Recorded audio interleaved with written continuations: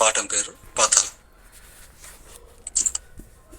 ప్రియమైన దేవుని పిల్లలారా, చెబుతున్న పాఠాన్ని చక్కగా వినండి. పాతాళం అనేది ఒక లోకం.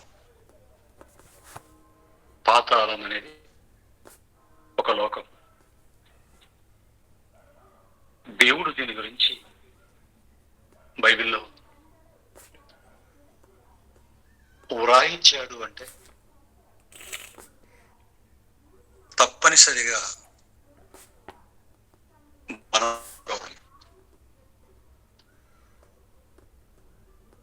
మాటి మాటికి చెబుతున్నాడు అంటే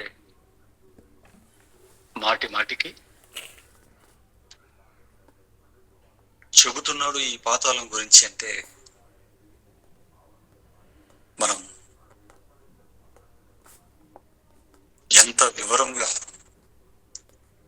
ఖచ్చితత్వంతో నేర్చుకోవాలో ఆలోచించండి.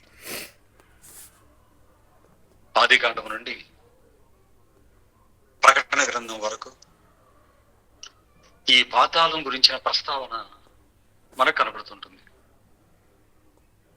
ఆదికాండం మొదటి పుస్తకమైన ఆదికాండం నుంచి చివరి పుస్తకమైన ప్రకటన గ్రంథం వరకు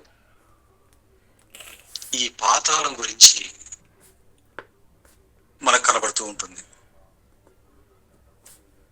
మరి పాతాళం గురించిన ఒక చక్కటి వివరణ తప్పనిసరిగా మనం తెలుసుకోవాలి అని దేవుడు అనుకుంటున్నట్లుగా మనకు అర్థమవుతుంది. ఒక మంచి మాట చూడండి. ఈ పాతాళం గురించి రాయబడిన ఒక మాటను మనం చూడగలిగితే, కీర్తనల గ్రంథం 89వ అధ్యాయం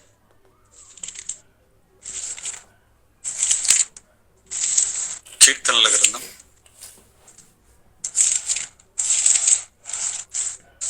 89వ అధ్యాయం కీర్తనల గ్రంథం 89వ అధ్యాయం 48వ వచనాన్ని దయచేసి చూడండి. ఎందుకంటే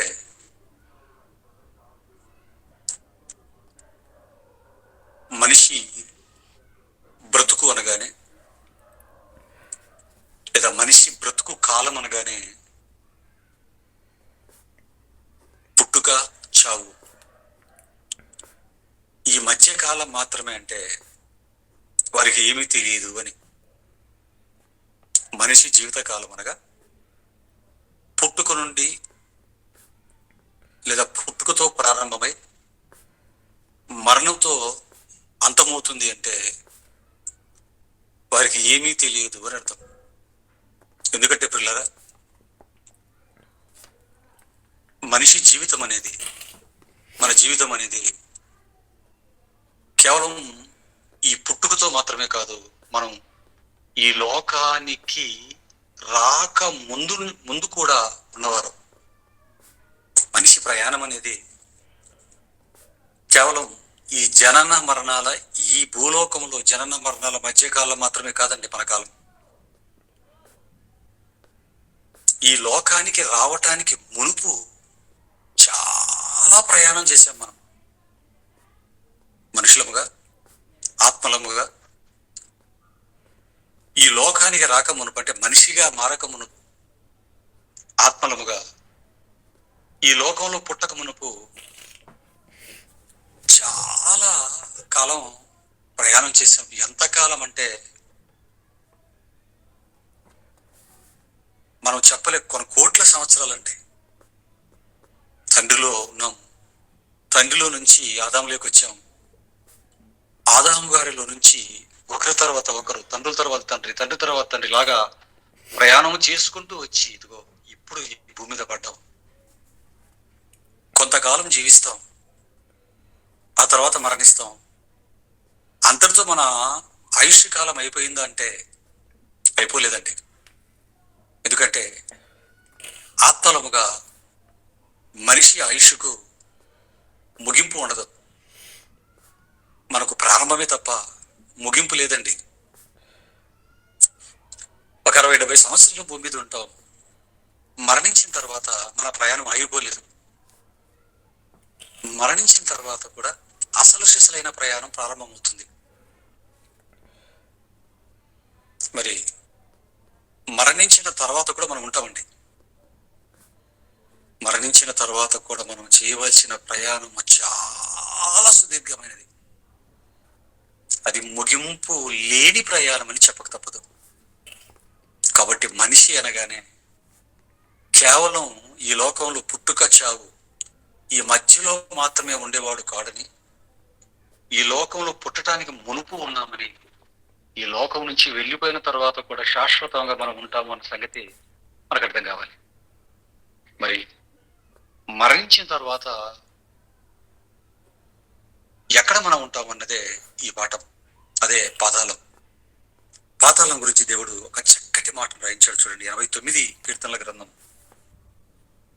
48వ వచనాన్ని చూడగలిగితే, కీర్తనల గ్రంథం 89వ అధ్యాయం 48వ వచనం చెబుతున్నాడు చూడండి. మరణము చూడక బ్రతుకు నరుడెవడు, పాతాళము యొక్క వశము కాకుండా తన్ను తాను తప్పించుకొనగల వాడెవడు. ప్రశ్నలు, 2 ప్రశ్నలు దేవుడు మనిషికి వేశాడు. ఏంటి ఆ ప్రశ్నలు అంటే, మరణము చూడక బ్రతుకు నరుడెవడు అన్నాడు చూడండి. భూమి మీద పుట్టామంటే ఖచ్చితంగా ఏదో ఒక రోజు చావక తప్పదు. మనిషి భూమి మీద పుట్టాడు అంటే, మనం పుట్టాము అంటే ఖచ్చితంగా చనిపోయి తీరవలసిందే. అందుకే మొదటి ప్రశ్నలో మరణము చూడక బ్రతుకు నరుడెవడు అంటే మరణం గురించి మాట్లాడాడు. మరణము గురించి మాట్లాడగానే వెంటనే దేని గురించి మాట్లాడుతున్నాడు అంటే, పాతాళము యొక్క వశము కాకుండా తన్ను తాను తప్పించుకొనగలవాడెవడు అంటే, మరణించిన తర్వాత నరుడు ఆత్మగా మారిపోతాడు. మరి ఈ మరణించిన తర్వాత ఆత్మగా మారిన ఈ మనిషి ఎక్కడికి వెళతాడు అంటే, దేవుడు చెబుతాడు ఇక్కడ, పాతాళము అన్నాడు చూడండి. పాతాళం యొక్క వశము కాకుండా తన్ను తాను తప్పించుకొనగలవాడెవడు. పుట్టిన మనిషి మరణించాడు అంటే మరణించిన వెంటనే మనిషి పాతాళ వశములోనికి వెళ్ళిపోతాడు అన్నాడు. మనిషి మరణించగానే పాతాళం ఆత్మలని తన వశములోనికి తీసుకుంటుంది అన్నాడు. ఆలోచించని దేవుని పిల్లలారా, అదే ఇక్కడ దేవుడు చెప్తున్నాడండి, రాస్తున్నాడు పరిశుద్ధాత్మ ప్రేరణతో. మరణించిన వెంటనే ఇంతకు ఎంతసేపట్లో వెళ్తాం పాతాళానికి? ఎంతసేపట్లో వెళ్తాం అంటే, దీని గురించి కూడా మనం బైబిల్లో చూడగలిగితే, కీర్తనల యోబు గ్రంథం 14వ అధ్యాయం 21వ అధ్యాయం చూడండి. యోబు గ్రంథం 21వ అధ్యాయం 13వ వచనం చూడండి. యోబు గ్రంథం 21:13. వారు శ్రేయస్సు కలిగి తమ దినములను గడుపుదురు, ఒక్క క్షణములోనే పాతాళమునకు దిగుదురు అన్నాడు చూడండి. ఎంతసేపట్లో వెళ్తామంటున్నాడండి పాతాళానికి? ఎంతసేపట్లో వెళ్తామంటున్నాడు పాతాళానికి? ఒక్క క్షణములోనే పాతాళమునకు దిగుదురు. ఇలా మరణించిన క్షణం అనేది ఎంతసేపు అండి? కనురెప్పపాటు. ఒక కనురెప్పపాటు. ఇలా మరణించామా, కనురెప్పపాటులో పాతాళానికి దిగిపోతారు నాయన. వారు పాపులైన పరిశుద్ధులైన ఎవరైనా అంటున్నాడు చూడండి. దేవుడి కోసం బ్రతికిన పరిశుద్ధులైన దేవుడి కోసం బ్రతకని పాపులైన వారెవ్వరైనా ఒక మనిషి భూమి మీద బ్రతికి మరణించాడు అంటే వారంతా కూడా ఒక్క క్షణంలో పాతాళానికి దిగుదురు అన్నాడు. కానీ మనిషి ఏమనుకుంటున్నాడంటే, చాలా మంది పాతాళం అంటే దయ్యాలు ఉండే చోటు అనుకుంటున్నారు, లేకపోతే ప్రేతాత్మలు ఉండే చోటు అనుకుంటారు, లేదా పాపులు మాత్రమే ఉండే చోటు అనుకుంటున్నాడు. పాతాళం అనగానే దయ్యాలు, పాపులు, ప్రేతాత్మలు ఇవే కాదండి, పరిశుద్ధులు కూడా, భూమి మీద దేవుడి కోసం బ్రతికిన నీతిమంతులు కూడా, నీతిమంతుల ఆత్మలు కూడా ఎక్కడికి వెళతాయంటే మరణించగానే అవి కూడా పాతాళానికి వెళతాయండి. అవి కూడా పాతాళానికి వెళ్తాయి. దేవుని పిల్లరా, ఎలా చెప్పగలం? చూద్దాం కింద. అయితే అంతకు మునుపు ఒక్కొక్క మాట తెలుసుకుని అక్కడికి వెళ్దాం. మరి ఈ పాతాళం అనేది ఎక్కడ ఉంది, ఈ పాతాళం ఏ స్థానంలో ఉంది అని మనం ఆలోచించగలిగితే, పాతాళం అనేది ఒక లోకం అని చెప్పుకున్నాం కదండి. అసలు లోకాలు ఎన్ని ఉన్నాయి అని ఒక 2 మాటలు చూపిస్తాను. ఒక 2 వచనాలు చూపించి ముందుకు వెళ్ళిపోతాను. ఆల్రెడీ DBTH ఈ పాఠం ఫస్ట్ ఇయర్ లోనే లోకాలు ఎన్ని అని చెప్పడం జరిగింది. మొదటి నుంచి మీలో ఎవరైనా పాఠాలను రెగ్యులర్ గా వింటూ ఉన్నట్లయితే ఇంకా మీకు అసలు లోకాలు ఎన్ని అనగానే ఆ పాఠం అంతా రెఫరెన్స్లు అన్ని మీకు గుర్తుకొచ్చుంటాయి. మరి లోకాలు ఎన్ని అని మనం జాగ్రత్తగా చూడగలిగితే, ఎందుకంటే ప్రపంచానికి అసలు లోకాలు ఎన్ని ఉన్నాయో తెలియదు. 7 లోకాలు, 7 భువనభాండాలు, 14 లోకాలు, 24 లోకాలు అని రకరకాలుగా చెప్పుకుంటున్నారు. విడిచిపెట్టండి లోకాలకి. బైబిల్ పట్టుకొని క్రైస్తవులుగా చెప్పుకుంటున్నటువంటి క్రైస్తవులకు కూడా లోకాలు ఎన్ని ఉన్నాయో సరిగ్గా తెలియదండి. ఒక క్లారిటీ ఉండదు. ఒకవేళ ఏదో 10 రాళ్ళు వేస్తే ఒక రాయి తగిలినట్టుగా లోకాలు 3 అని ఎవరైనా చెబితే, ఎక్కడుందండి లోకాలు 3 అని బైబిల్లో చూపించండి అన్నారు అనుకోండి, చూపించలేని స్థితి. ఆలోచించిన దేవుని పిల్లరా, అందుకే లోకాలు ఎన్ని అని మనం జాగ్రత్తగా, అందుకే మీకు ఫండమెంటల్లోనే first diploma in Bible theology first ఇయర్లోనే ఈ పాఠం చెప్పడం జరిగింది. దయచేసి మరి లోకాలు ఎన్ని ఒక 2 వచనాలు చూద్దాం. ఫిలిప్పీయులకు రాసిన పత్రిక 2వ అధ్యాయం 9వ వచనం చూడండి. అపోస్తలుడైన పౌలు గారు ఫిలిప్పీయులకు రాసిన పత్రిక, ప్రారంభ సంఘాలకు పత్రిక రాస్తూ, పౌలు మహాశయుడు లోకాలు ఎన్నో చెప్పాడు చూడండి. ఫిలిప్పీయులకు రాసిన పత్రిక 2వ అధ్యాయం 9వ వచనం. అందుచేతను పరలోకమందున్న వారిలో గాని, భూమి మీద ఉన్న వారిలో గాని, భూమి క్రింద ఉన్న వారిలో గాని ప్రతి వాని మోకాలు యేసునామమున వంగునట్లు. అంటే లోకాలు ఎన్ని చెప్తున్నారండి? పరలోకం, భూలోకం, భూమి క్రింది లోకం అన్నాడు చూడండి. అంటే లోకాలు 3 అని చదివిస్తుంది బైబిల్. ఏమండి? ప్రకటన గ్రంథం 5వ అధ్యాయం తీయండి.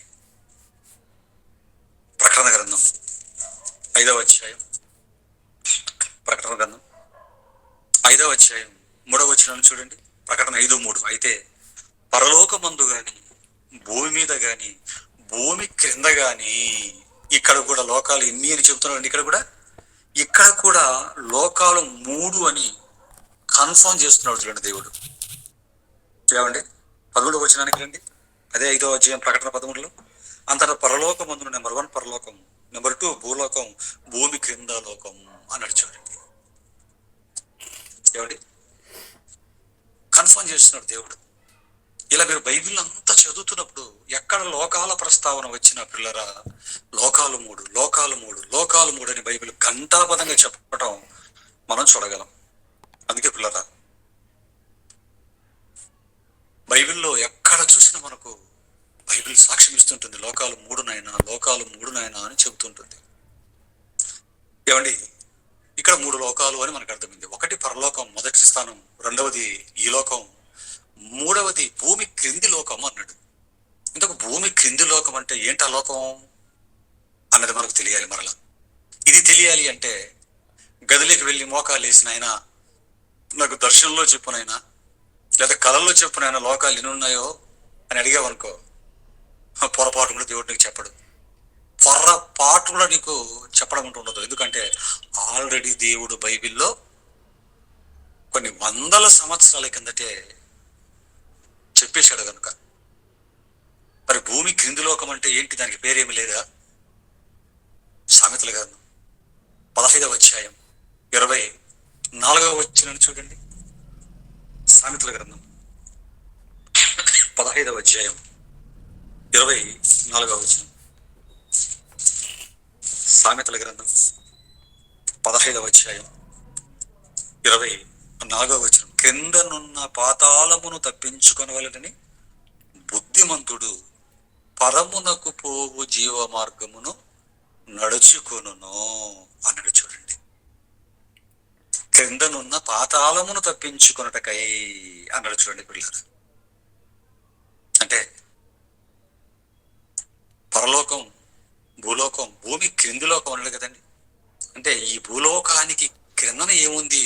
భూమి క్రిందిలోకి ఉన్నావు కదా దేవా, ఆ లోకం పేరు ఏంటి అని అడిగితే చెప్తున్నాడు, పాతాళ లోకం అన్నాడు. చూడండి పిల్లరా, క్రిందనున్న పాతాళమును తప్పించుకున్నట్టుకై అన్నాడు. అంటే ఈ విశ్వానికి క్రిందనున్నదే పాతాళం అంటున్నాడు. చూడండి ఏమండి, ఈ భూమి మీద కొంతకాలమే మనం ఉంటాం, కానీ చనిపోయిన తర్వాత, మరణించిన తర్వాత మనం ఉండవలసింది, వెళ్ళవలసింది ఎక్కడికి, ఏ లోకానికి అంటేనండి పాతాళం అన్నాడు. చూడండి, పాతాళం అన్నాడు. పాపిగా చచ్చిపోయామనుకోండి ఫిక్స్ అయిపోతుంది ఇంకా పాతాళంలో. ఆలోచించండి పిల్లలు, పాపాలు చేసి మారు మనసు పొందకుండానే, దేవుడి పని చెయ్యకుండానే మనం చచ్చిపోతే ఫిక్స్ అయిపోవాల్సిందే.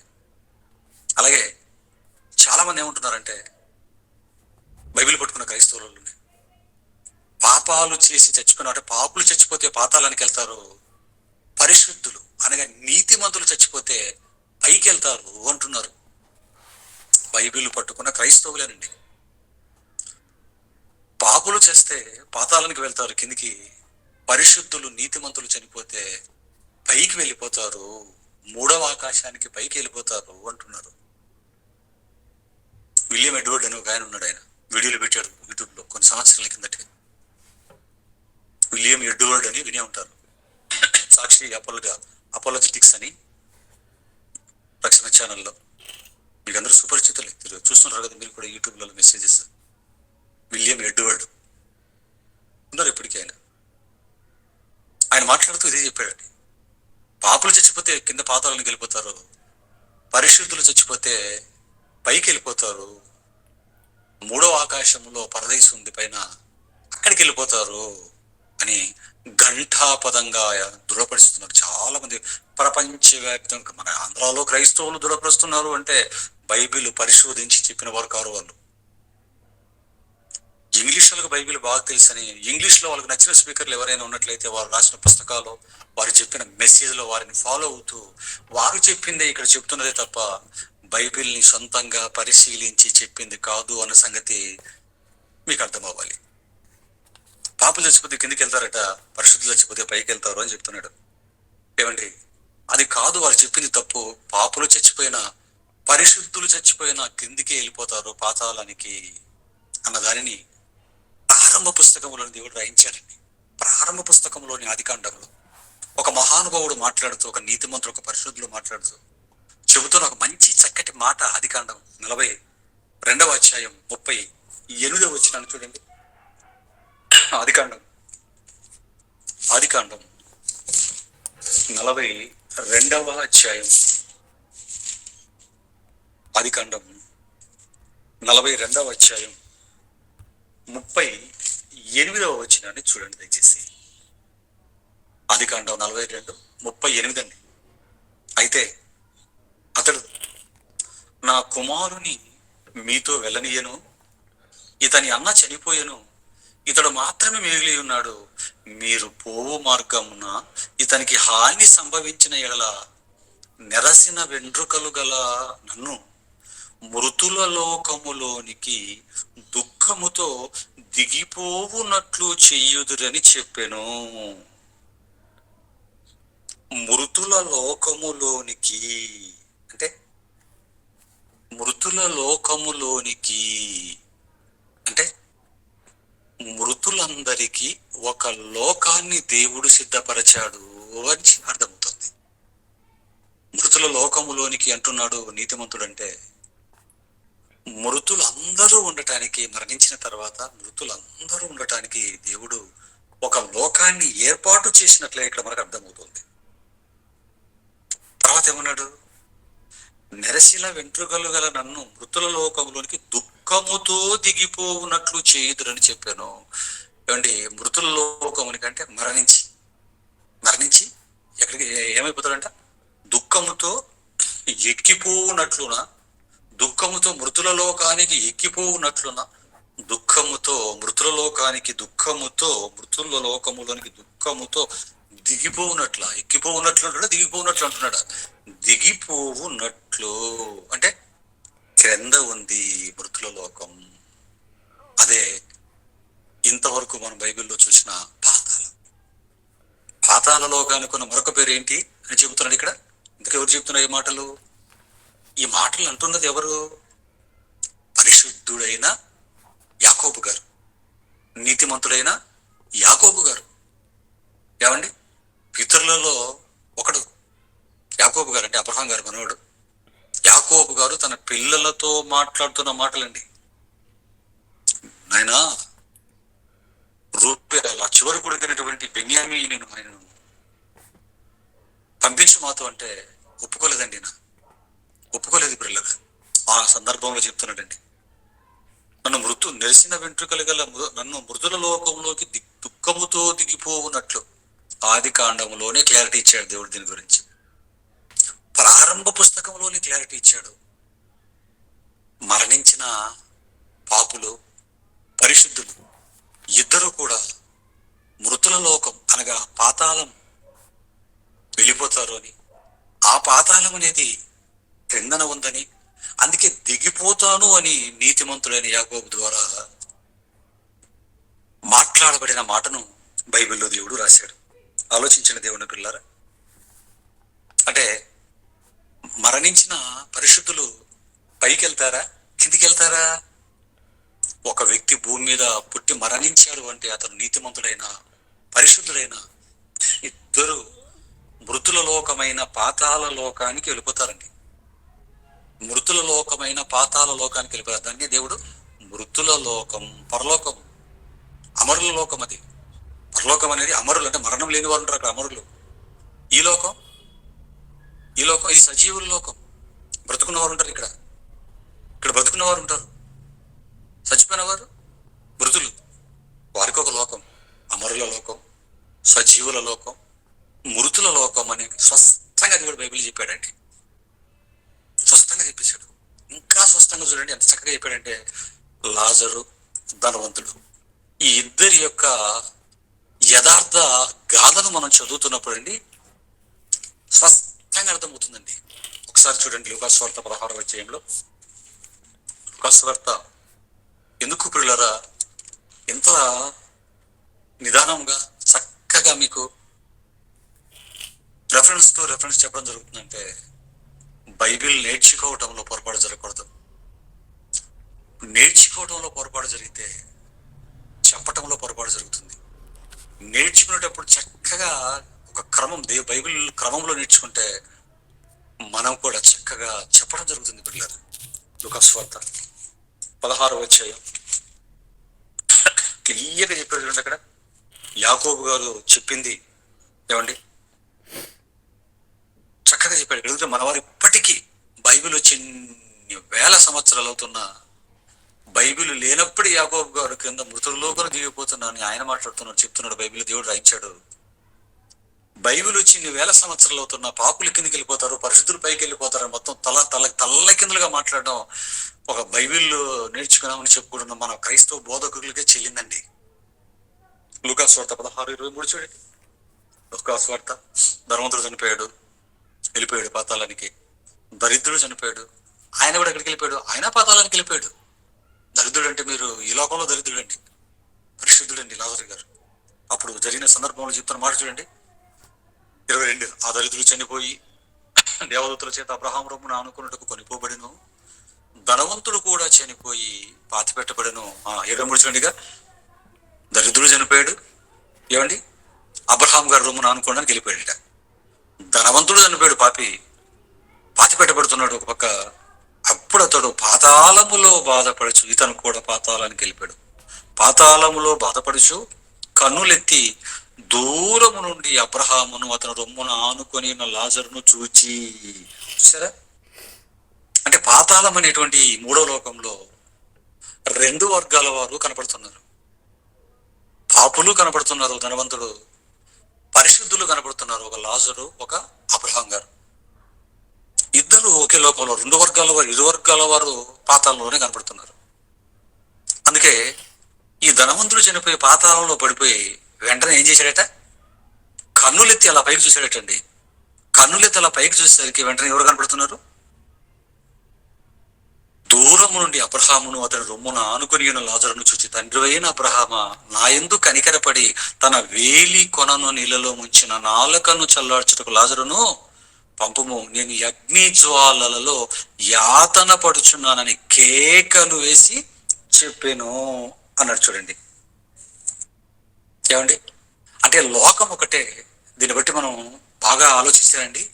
లోకం ఒకటే, వాతావరణ పరిస్థితులు మాత్రం వేరు, ఉంటున్న స్థలాలు మాత్రం వేరు. లోకం ఒకటే, ఉంటున్న స్థలాలు మాత్రం వేరండి.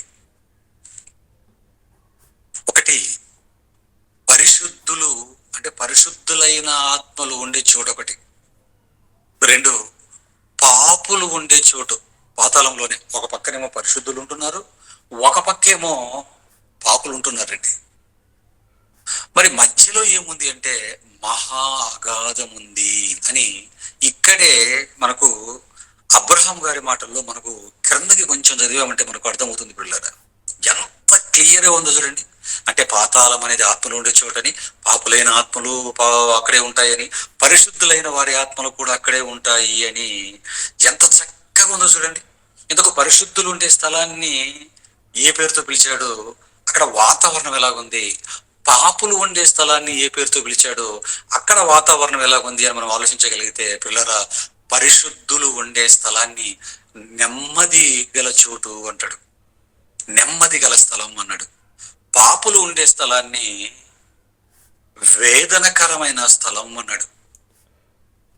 పరిశుద్ధులు ఉండేది నెమ్మది పొందే చోటు, పాపులైన ఆత్మలు ఉండేది వేదనకరమైన స్థలం అన్నాడు. ఎందుకు దాన్ని నెమ్మది పొందే చోటు అని ఎందుకు అన్నాడు? పరిశుద్ధులు ఉండేదంటే అక్కడంతా వాతావరణం నెమ్మదిగా ఉంది కనుక, సుఖంగా చక్కటి నెమ్మది ఉంది కనుక, ప్రశాంతత ఉంది కనుక వాళ్ళు నెమ్మది పొందే చోటు అదండి.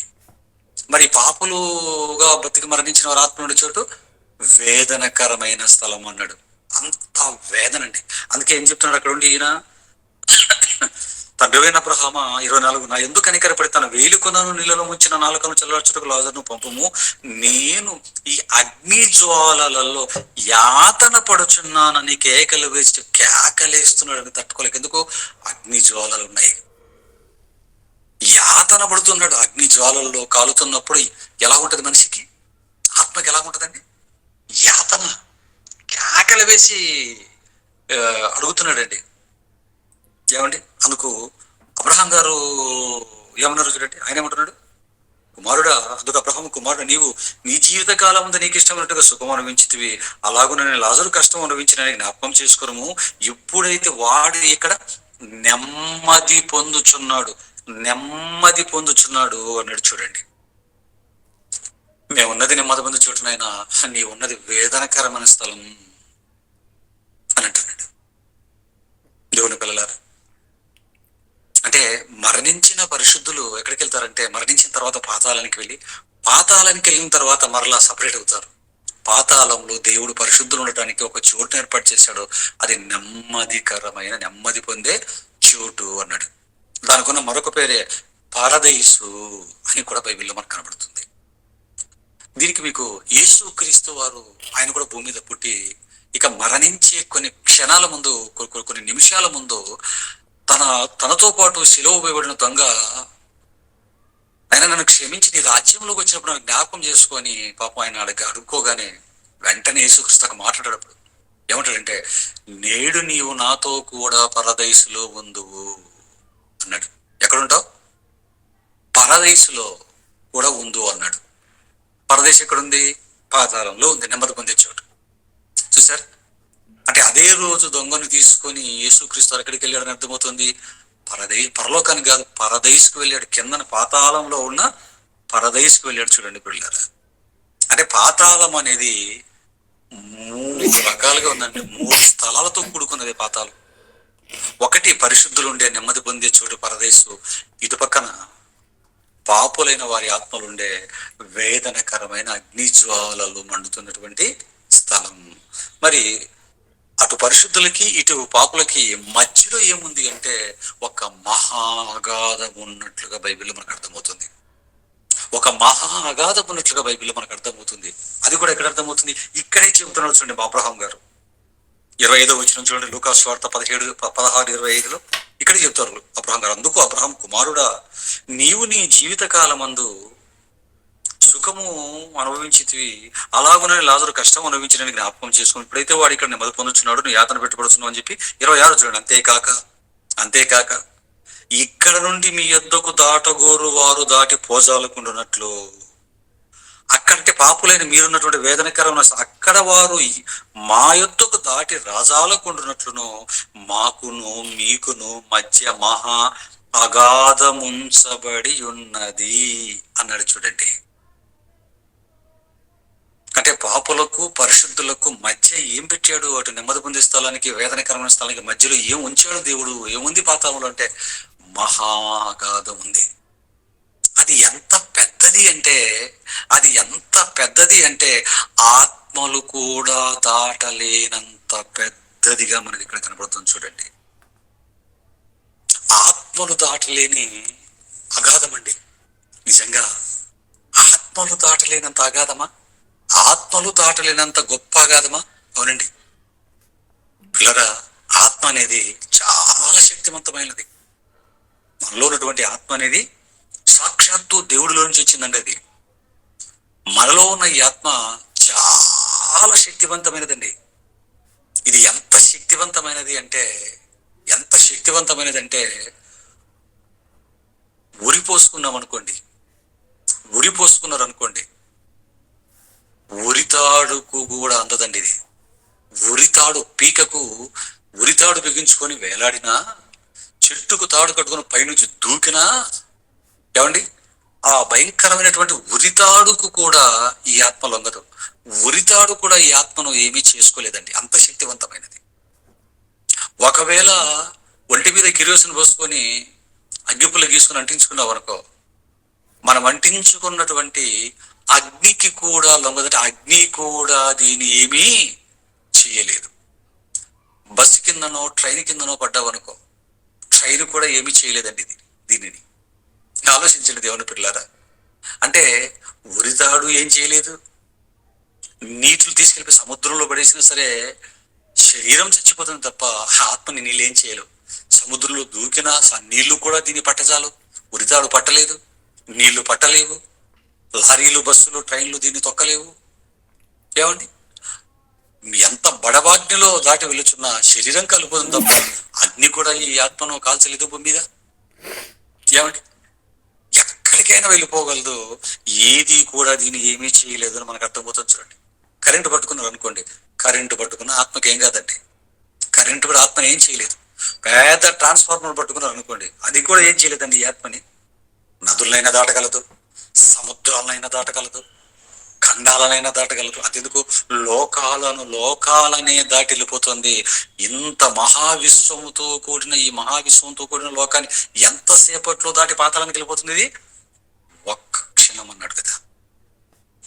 ఒక్క క్షణం అంటే ఒక్క క్షణములో లోకాలను దాటగలిగినటువంటి ఈ ఆత్మ, ఏదీ పట్టలేనటువంటి ఈ ఆత్మ, దేనికి లొంగని ఈ ఆత్మ, ఏమండి, ఇంత శక్తివంతమైనటువంటి ఈ ఆత్మ ఏమంటే పాతాళానికి వెళ్ళిందంటే, పాతాళములో ఉన్నటువంటి మధ్యలో ఉన్నటువంటి ఆ మహా అగాధాన్ని మాత్రం దాటలేదు అంటే, ఇక పాతాళంలో ఉన్నటువంటి మహా అగాధం ఎంత లోతైనదో, ఎంత గొప్పదో ఒక్కసారి మీరు ఆలోచించండి. అందుకే అబ్రహం గారు ఏమంటున్నారు, ఆయన మా దగ్గర నుంచి మీ దగ్గరికి దాటిపోజాలని అనుకుంటే వాళ్ళు పోదాలనుకుంటున్నారు, మీ దగ్గర నుంచి మా దగ్గరికి ఎవరైనా దాటి రావాలి అనుకుంటే, ఎందుకంటే అగ్నిజ్వాలలు తట్టుకోలేక, వేదనను తట్టుకోలేక, ఇటు పక్క చూస్తే బాగా మంచి చక్కటి పరదేశం సుఖాలతో ఉంది కాబట్టి నెమ్మది ఉంది కనుక ఎవడైనా దూకి రావాలనుకుంటాడు. అసలు ఉంటాడా? ఒక్కడ ఉన్నాడు అక్కడ, గెంతేసి వెళ్ళిపోవాలనుకుంటాడు. ఆలోచించండి దేవుని పిల్లరా. అందుకే దేవుడు ఏం చేశాడంటే, ఆత్మలు దాటలేనంత గొప్ప అగాధాన్ని ఎక్కడ పెట్టాడు? పాతాళము మధ్యలో, వీరికి వారికి మధ్యలో పెట్టాడు అని మనకు అర్థమవుతుంది. చూడండి ఏమండి, అంటే దీన్ని బట్టి మనం ఆలోచిస్తూ ఉంటే, లోకాలను క్షణంలో దాటగలిగిన ఆత్మ మహాగధాన్ని దాటలేకపోతుంది అంటే పిల్లరా, ఇప్పుడు పాతాళము ఎంత పెద్దదో మీకు అర్థం అవ్వాలి. పాతాళం అనగానే చాలా మంది ఇదంతా ఒక లోకం కదా, ఈ భూలోకం అంతే ఉంటుందేమో పాతాళం, ఈ ఉంటే ఒక భూలోకం అంత ఉంటుందేమో అనుకుంటున్నారేమో. పిల్లరా, ఈ భూమికి పాతాళానికి పోలిస్తే పాతాళం ఎంత పెద్దదో తెలుసా? ఎంత పెద్దదో తెలుసా? హెడ్ మాస్టర్లు, ప్రిన్సిపల్స్ ఉంటారు స్కూళ్ళల్లో. మనం చదువుకున్న స్కూళ్ళల్లో హెడ్ మాస్టర్స్ అని, ప్రిన్సిపల్స్ ఉంటారు. ఒక టేబుల్ ఉంటుంది వాళ్ళకి, ఆ టేబుల్ మీద గ్లోబ్ పెట్టుకొని ఉంటారండి వారు. అంత గ్లోబ్ ఉంటుందండి. గ్లోబ్ ఎంత ఉంటుంది? అంత ఉంటుందండి. ఏమండి, ఒక గ్లోబ్ అంతది భూమి అనుకుంటే, ఈ భూలోకం, ఈ భూమి అంత పెద్దది పాతాళం అండి. ఈ భూలోకాన్ని పాతాళం దగ్గర తీసుకెళ్ళిపోతే ఎంత ఉంటుందంటే, ఈ భూమి పాతాళం దగ్గర తీసుకెళ్ళిపోతే ఒక గ్లోబ్ అంత ఉంటుందండి. ఆలోచించండి, భూమి ఒకటే కదా, లోకాన్ని అంతా తీసుకెళ్ళిపోయి, ఈ లోకాన్ని అంతా తీసుకెళ్ళిపోయి పాతాళ లోకం దగ్గర పెడితే ఈ లోకం ఎంత ఉంటుందంటే, ఈ భూమి దగ్గర గ్లోబు ఎంత చిన్నగా కనపడుతుందో అంత ఉంటుందండి. అంటే పాతాళం అనేది ఎంత పెద్దదో దీన్ని బట్టి మీకు అర్థం అవ్వాలి. అంత పెద్దది పాతాళం. ఎందుకంటే ఈ లోకాన్ని ఏమీ కాకుండా దాటి వెళ్ళిపోతున్నటువంటి, క్షణంలో వెళ్ళిపోతున్నటువంటి ఆత్మ పాతాళంలోకి వెళ్ళిపోయిన తర్వాత ఈ మహా అగాధాన్ని దాటడానికి తల్ల కింద లేకపోతే దానివల్ల అవ్వట్లేదు అంటే పిల్లరా, అది ఎంత పెద్దదో మీరు ఒకసారి ఆలోచించండి. ఏమండి, మరి ఇంతకు ఈ పాతాళం మూడో లోకం అనుకున్నాం, కింద మూడో లోకం అనుకున్నాం కదండి. మరి మూడో లోకం అని దేన్ని బట్టి మనం కన్ఫర్మ్ చేయగలం? మొదటి లోకం పరలోకం, రెండో లోకం భూలోకం, కిందది కదా ఒక్కటే కాబట్టి మూడో లోకం అంటున్నాం. కానీ దీన్ని కూడా మనం బైబిల్లో చూడగలిగితే దీన్ని కూడా ఒక చక్కటి వివరణ దేవుడు ఇచ్చాడండి. ఒకసారి మీరు కొరింథీయులకు రాసిన 2వ పత్రిక 12వ అధ్యాయాన్ని తీయండి. కొరింథీయులకు రాసిన 2వ పత్రిక 12వ అధ్యాయం 3-4 వచనాలు చూడండి.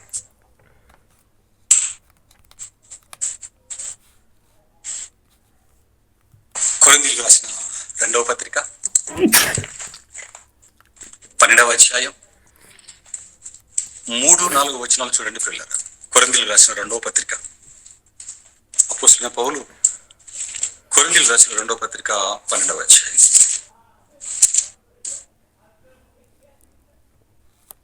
2వ వచనం చూడండి. 12:2. కొరింథీయులకు రాసిన 2వ పత్రిక 12:2. క్రీస్తునందున్న ఒక మనుషుని నేను ఎరుగుదును. పౌలు గారు మాట్లాడుతున్నారండి. అతడు క్రీస్తునందున్న ఒక మనుషుని అంటే ఒక విశ్వాసి, పౌలు గారికి తెలిసిన ఒక విశ్వాస గురించి చెప్తున్నాడు. క్రీస్తునందున్న మనుషుడు, అతడు 14 సంవత్సరముల కిందట 3వ ఆకాశమునకు కొనిపోబడెను అన్నాడు. చూడండి, క్రీస్తునందున్నాడు, 14 సంవత్సరాల కిందట మరణించాడట, 3వ ఆకాశానికి కొనిపోయాడట.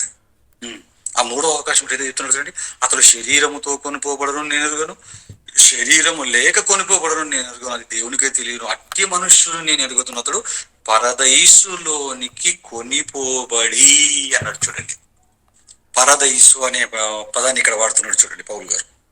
అతడు పరదైసులోనికి కొనిపోబడి అంటే క్రీస్తు నందున్నటువంటి ఒక మంచి విశ్వాసి మరణించాడు. మరణించిన తర్వాత ఎక్కడికి వెళ్ళిపోయాడంటే 3వ ఆకాశం అంటే పాతాళానికి వెళ్ళిపోయాడు. పాతాళ లోకాన్ని 3వ ఆకాశం అంటున్నాడు. పాతాళ లోకంలో ఎక్కడికి వెళ్ళాడు అంటే పరదైసులోనికి వెళ్ళిపోయాడు. అంటే నీతిమంతులు ఉండే ఆ స్థలంలోకి వెళ్ళిపోయాడు అంటున్నాడు. చూడండి పిల్లలు, ఏమండి, అంటే భూమి మీద మరణించిన పరదేశుల ఆత్మలు, పరిశుద్ధుల ఆత్మలు ఎక్కడికి వెళ్ళిపోతాయని బైబిల్ చెప్తుందండి? ఆలోచించండి. ఎక్కడికి వెళ్ళిపోతాయట? పరదేశులకి వెళ్ళిపోయాయి అన్నాడు. చూడండి, పరదేశులకి వెళ్ళిపోతాయని చెప్తుంది బైబిల్. ఏమండి, ఒక పక్కనేమో వేదనకరమైన స్థలంలో ఉన్నారు, ఒక పక్కనేమో ఈ పరదేశంలో పరిశుద్ధులైన వారు ఉన్నారు.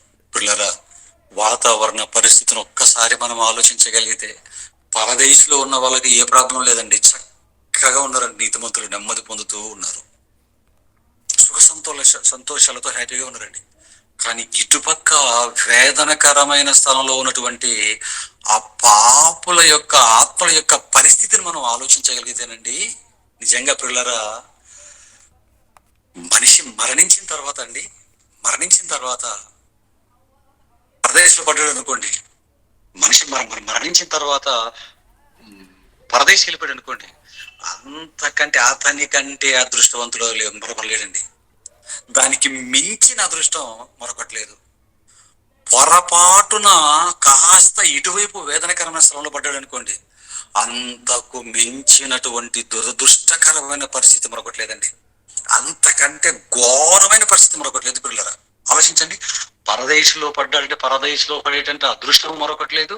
పొరపాటున ఇట్లా పాతాళంలో ఇటుపక్కకి కొంచెం ఒక దూరం ఇటుపడ్డాడు అనుకోండి వేదకరమైన స్థలంలో, ఇక్కడ పడేటంతటి దురదృష్టకరమైన పరిస్థితి మరొకటి ఉండదు. పిల్లరా, జాగ్రత్తగా ఆలోచించండి. ఎందుకంటే పరదేశంలో పడ్డాడు అంటే ఇంకా పరిస్థితి ఏంటనమాట, అంతేనండి. ఇంకా అదృష్టమే అదృష్టం. అక్కడ నుంచి ఇంకా క్రీస్తు రెండవ రాకడలో పరలోకానికి వెళ్ళిపోతాడు. ఇంకా పరదేశుకి వెళ్ళింది ఆత్మ అంటే కన్ఫర్మ్ పరలోకం. ఇక ఆలోచించిన పిల్లలు, పొరపాటున ఇటువైపు వేదనకరమైన స్థలంలో అగ్నిజ్వాలలో పడింది అనుకోండి ఆత్మ, అంతే ఇంకా వీడికి నిత్యాగ్నిగుండం కన్ఫర్మ్ అయిపోతుంది. పిల్లరా, అంతే ఇంకా అరెస్ట్ అంటారు చూడండి. ఒక్కసారికి పాతాలపు బంధకాలు అరెస్టులు ఎన్ని చేసుకుంటాయి పిల్లలు, పట్టేస్తాయి. అంతే ఇక పరిస్థితి ఏంటో చెప్పండి. అక్కడ పరిస్థితి ఎంత ఘోరంగా ఉంటుందంటేనండి, ఎంత దీనస్థితి అంటేనండి, ఏమండి, మన ఊహకందనంత దీనస్థితి అండి. అది కూడా మనకి విడిచిపెట్టాడు యేసుక్రీస్తు. చెబుతూ లూకాసు వార్తలో మాట్లాడుతానండి, యేసుక్రీస్తు వారు మాట్లాడుతుంటాడు, ధనవంతుడండి అక్కడికి వెళ్ళిపోయాడు. వేదనకరమైన స్థలానికి వెళ్ళిపోయిన తర్వాత, అంటే వేదనకరమైన స్థలంలో పరిస్థితులు ఎంత దుర్బలంగా ఉంటాయో, ఎంత కఠినమైనటువంటి పరిస్థితులు ఉంటాయో తెలియచేయడానికి చెప్పాడండి యేసుక్రీస్తు వారు. అక్కడ పడిన తర్వాత అండి, ధనవంతుడు పైకి చూశాడు, లాజరు కనిపించాడు, అబ్రహాం గారు కనిపించారు, మాట కలిపాడు. వెంటనే అతడు అడిగినటువంటి మొట్టమొదటి మాట ఏంటో తెలుసా అండి? తండ్రి అయిన అబ్రహామా, నా యందు కనికెరపడి ఏమండి ఒక వాటర్ బాటిల్ పంపించు అని ఏమని అడిగాడు? వాటర్ అడిగాడండి ఫస్ట్. అంటే పాతాళంలో వేదనకరమైన స్థలంలో ఒక మనిషి పడ్డాడు అంటే మొట్టమొదట అతను ఆశించేది ఏంటంటే, ఏమండి, నీరండి. నీళ్ళు అడుగుతున్నాడు చూడండి. ఆ అడిగిన నీళ్ళు కూడా ఎన్ని అడుగుతున్నాడు? ఒక చెంబుడు కానీ, ఒక లీటర్ వాటర్ బాటిల్ కానీ ఏమైనా అడిగాడు పిల్లరా? అడగలేదండి.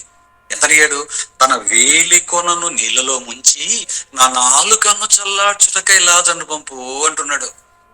ఆలోచించిన దేవుని పిల్లరా, ఏమండి, వేలి కొనను నీళ్ళలో ముంచి విదిలిస్తే ఎన్నొస్తాయండి నీళ్లు? ఎంత వస్తుంది వాటర్? ఇలా వేలి కొనను నీళ్ళలో ముంచి అలా విదిల్చామనుకోండి, ఎంత వస్తుంది? ఒక చుక్క నీటితో ధనవంతుడి దాహము తీరిపోతుందంటారా? వేదనకరమైన స్థలంలో పడినటువంటి ఆత్మల ఘోష, ఆత్మల పరిస్థితి ఎలా ఉందో మీరు ఆలోచించిన దేవుని పిల్లరా. ఒక నీటి చుక్క నాలుకను చల్లార్చడం, ఒక నీటి చుక్క నీళ్ళలో అలా వేలు ముంచి అలా విదల్చమన్నాడండి. ఆ నాలుకను చల్లార్చుటకు లాజరు ముంపు అంటే పిల్లరా, దానికి ఏమన్నాడు అబ్రహాం గారు? పోనీలే, ఒక చుక్కే కదా, అలా వినపోనైనా పోతే పోయింది, ఆ ఒక చుక్కతో వాడికి ఏమవుతుందని కనీసం ఒక చుక్క నీళ్ళు ఇవ్వటానికైనా పర్మిషన్ ఉందా? నో పర్మిషన్ అన్నాడండి. నో వాటర్ అని వచ్చింది అక్కడి నుంచి ఆన్సర్. అబ్రహాం గారు ఏమన్నారు? No water.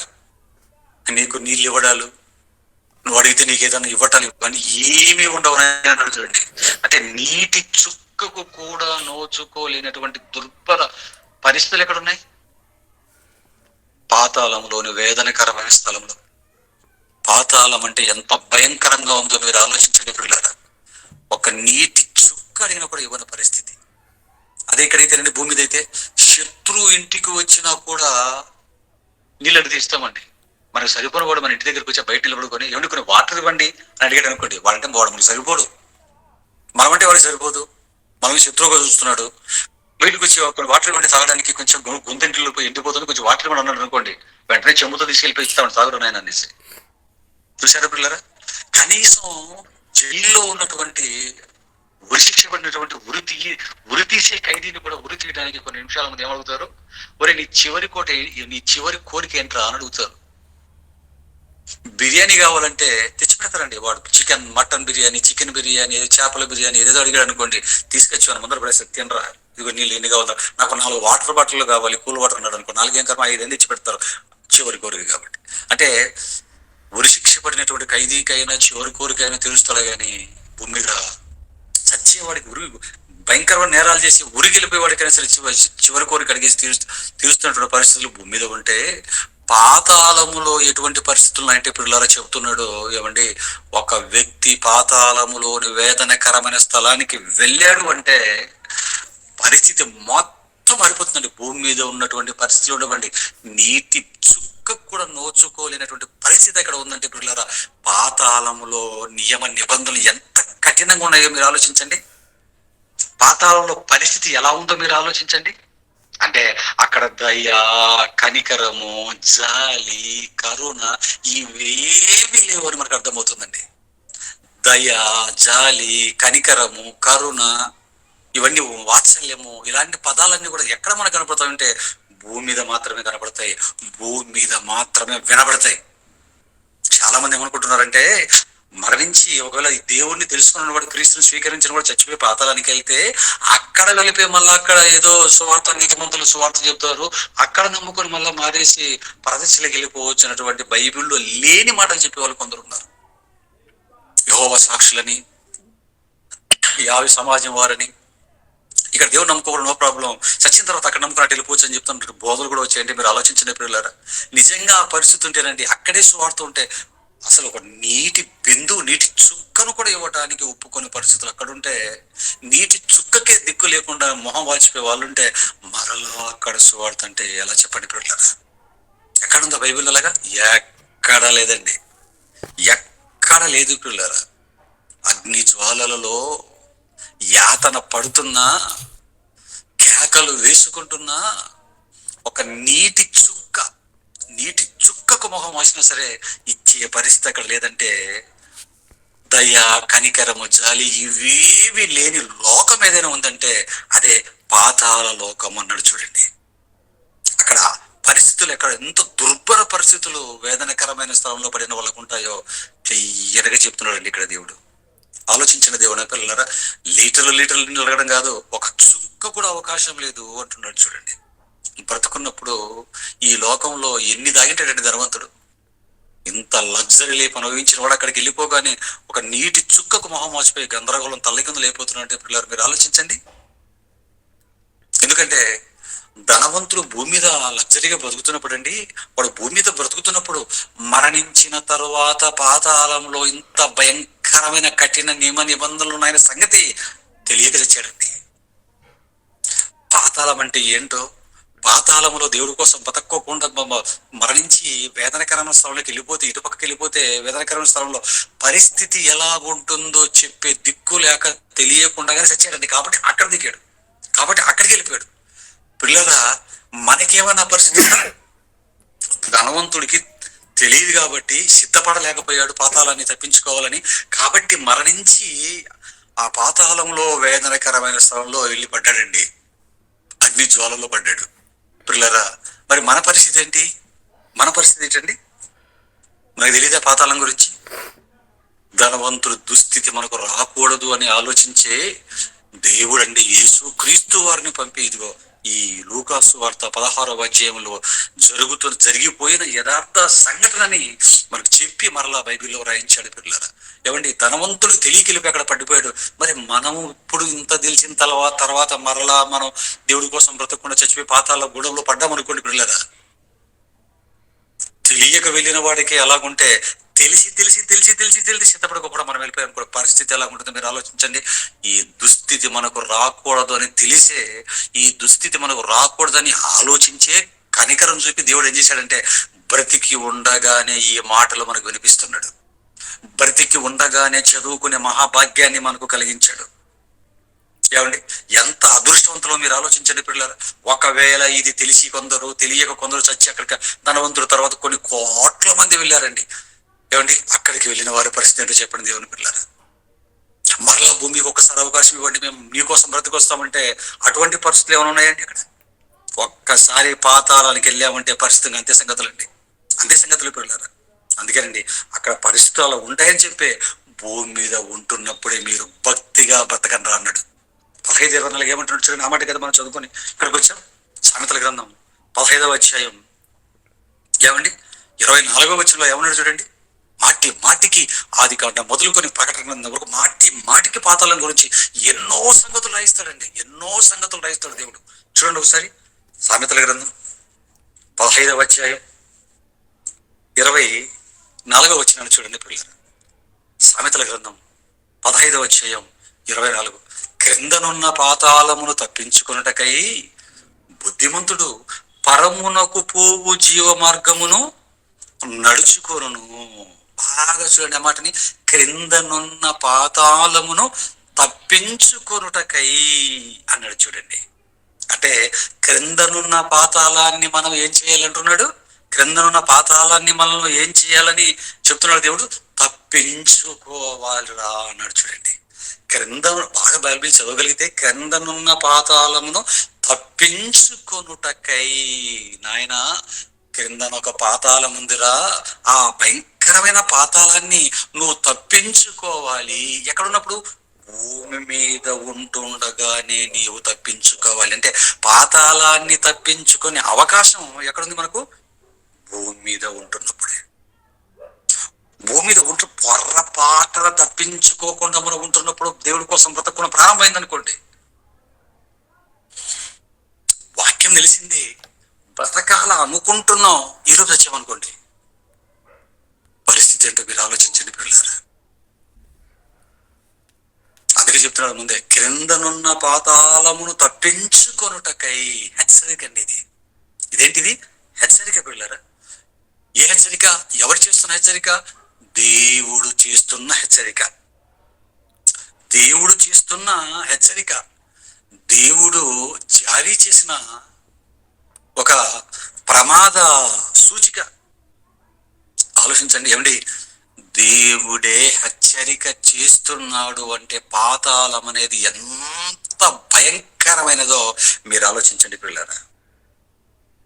దేవుడే హెచ్చరిక చేస్తున్నాడు, తప్పించుకోండి నాయన, తప్పించుకోండి నాయన, తప్పించుకోండి నాయన, పాతాళాన్ని తప్పించుకోండి, పాతాళాన్ని తప్పించుకోండి, క్రిందనున్న పాతాళమును తప్పించుకొనుటకై.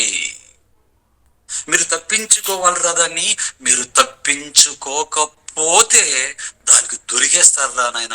ఒక్కసారి దానికి దొరికారంటే ఇంకా ఇంతే సంగతులు అన్నాడు. ఆలోచించండి. ఏమండి, హెచ్చరికల గురించి, ఎన్నో హెచ్చరికల గురించి మనం విన్నాం, ఎన్నో హెచ్చరికల గురించి మనం విన్నాం. రోడ్డు మీద మనం వెళ్తున్నప్పుడు రోడ్డుకు ఎడమ వైపు మాత్రమే వెళ్ళవలెను హెచ్చరిక బోర్డులు మనం చూస్తుంటాం.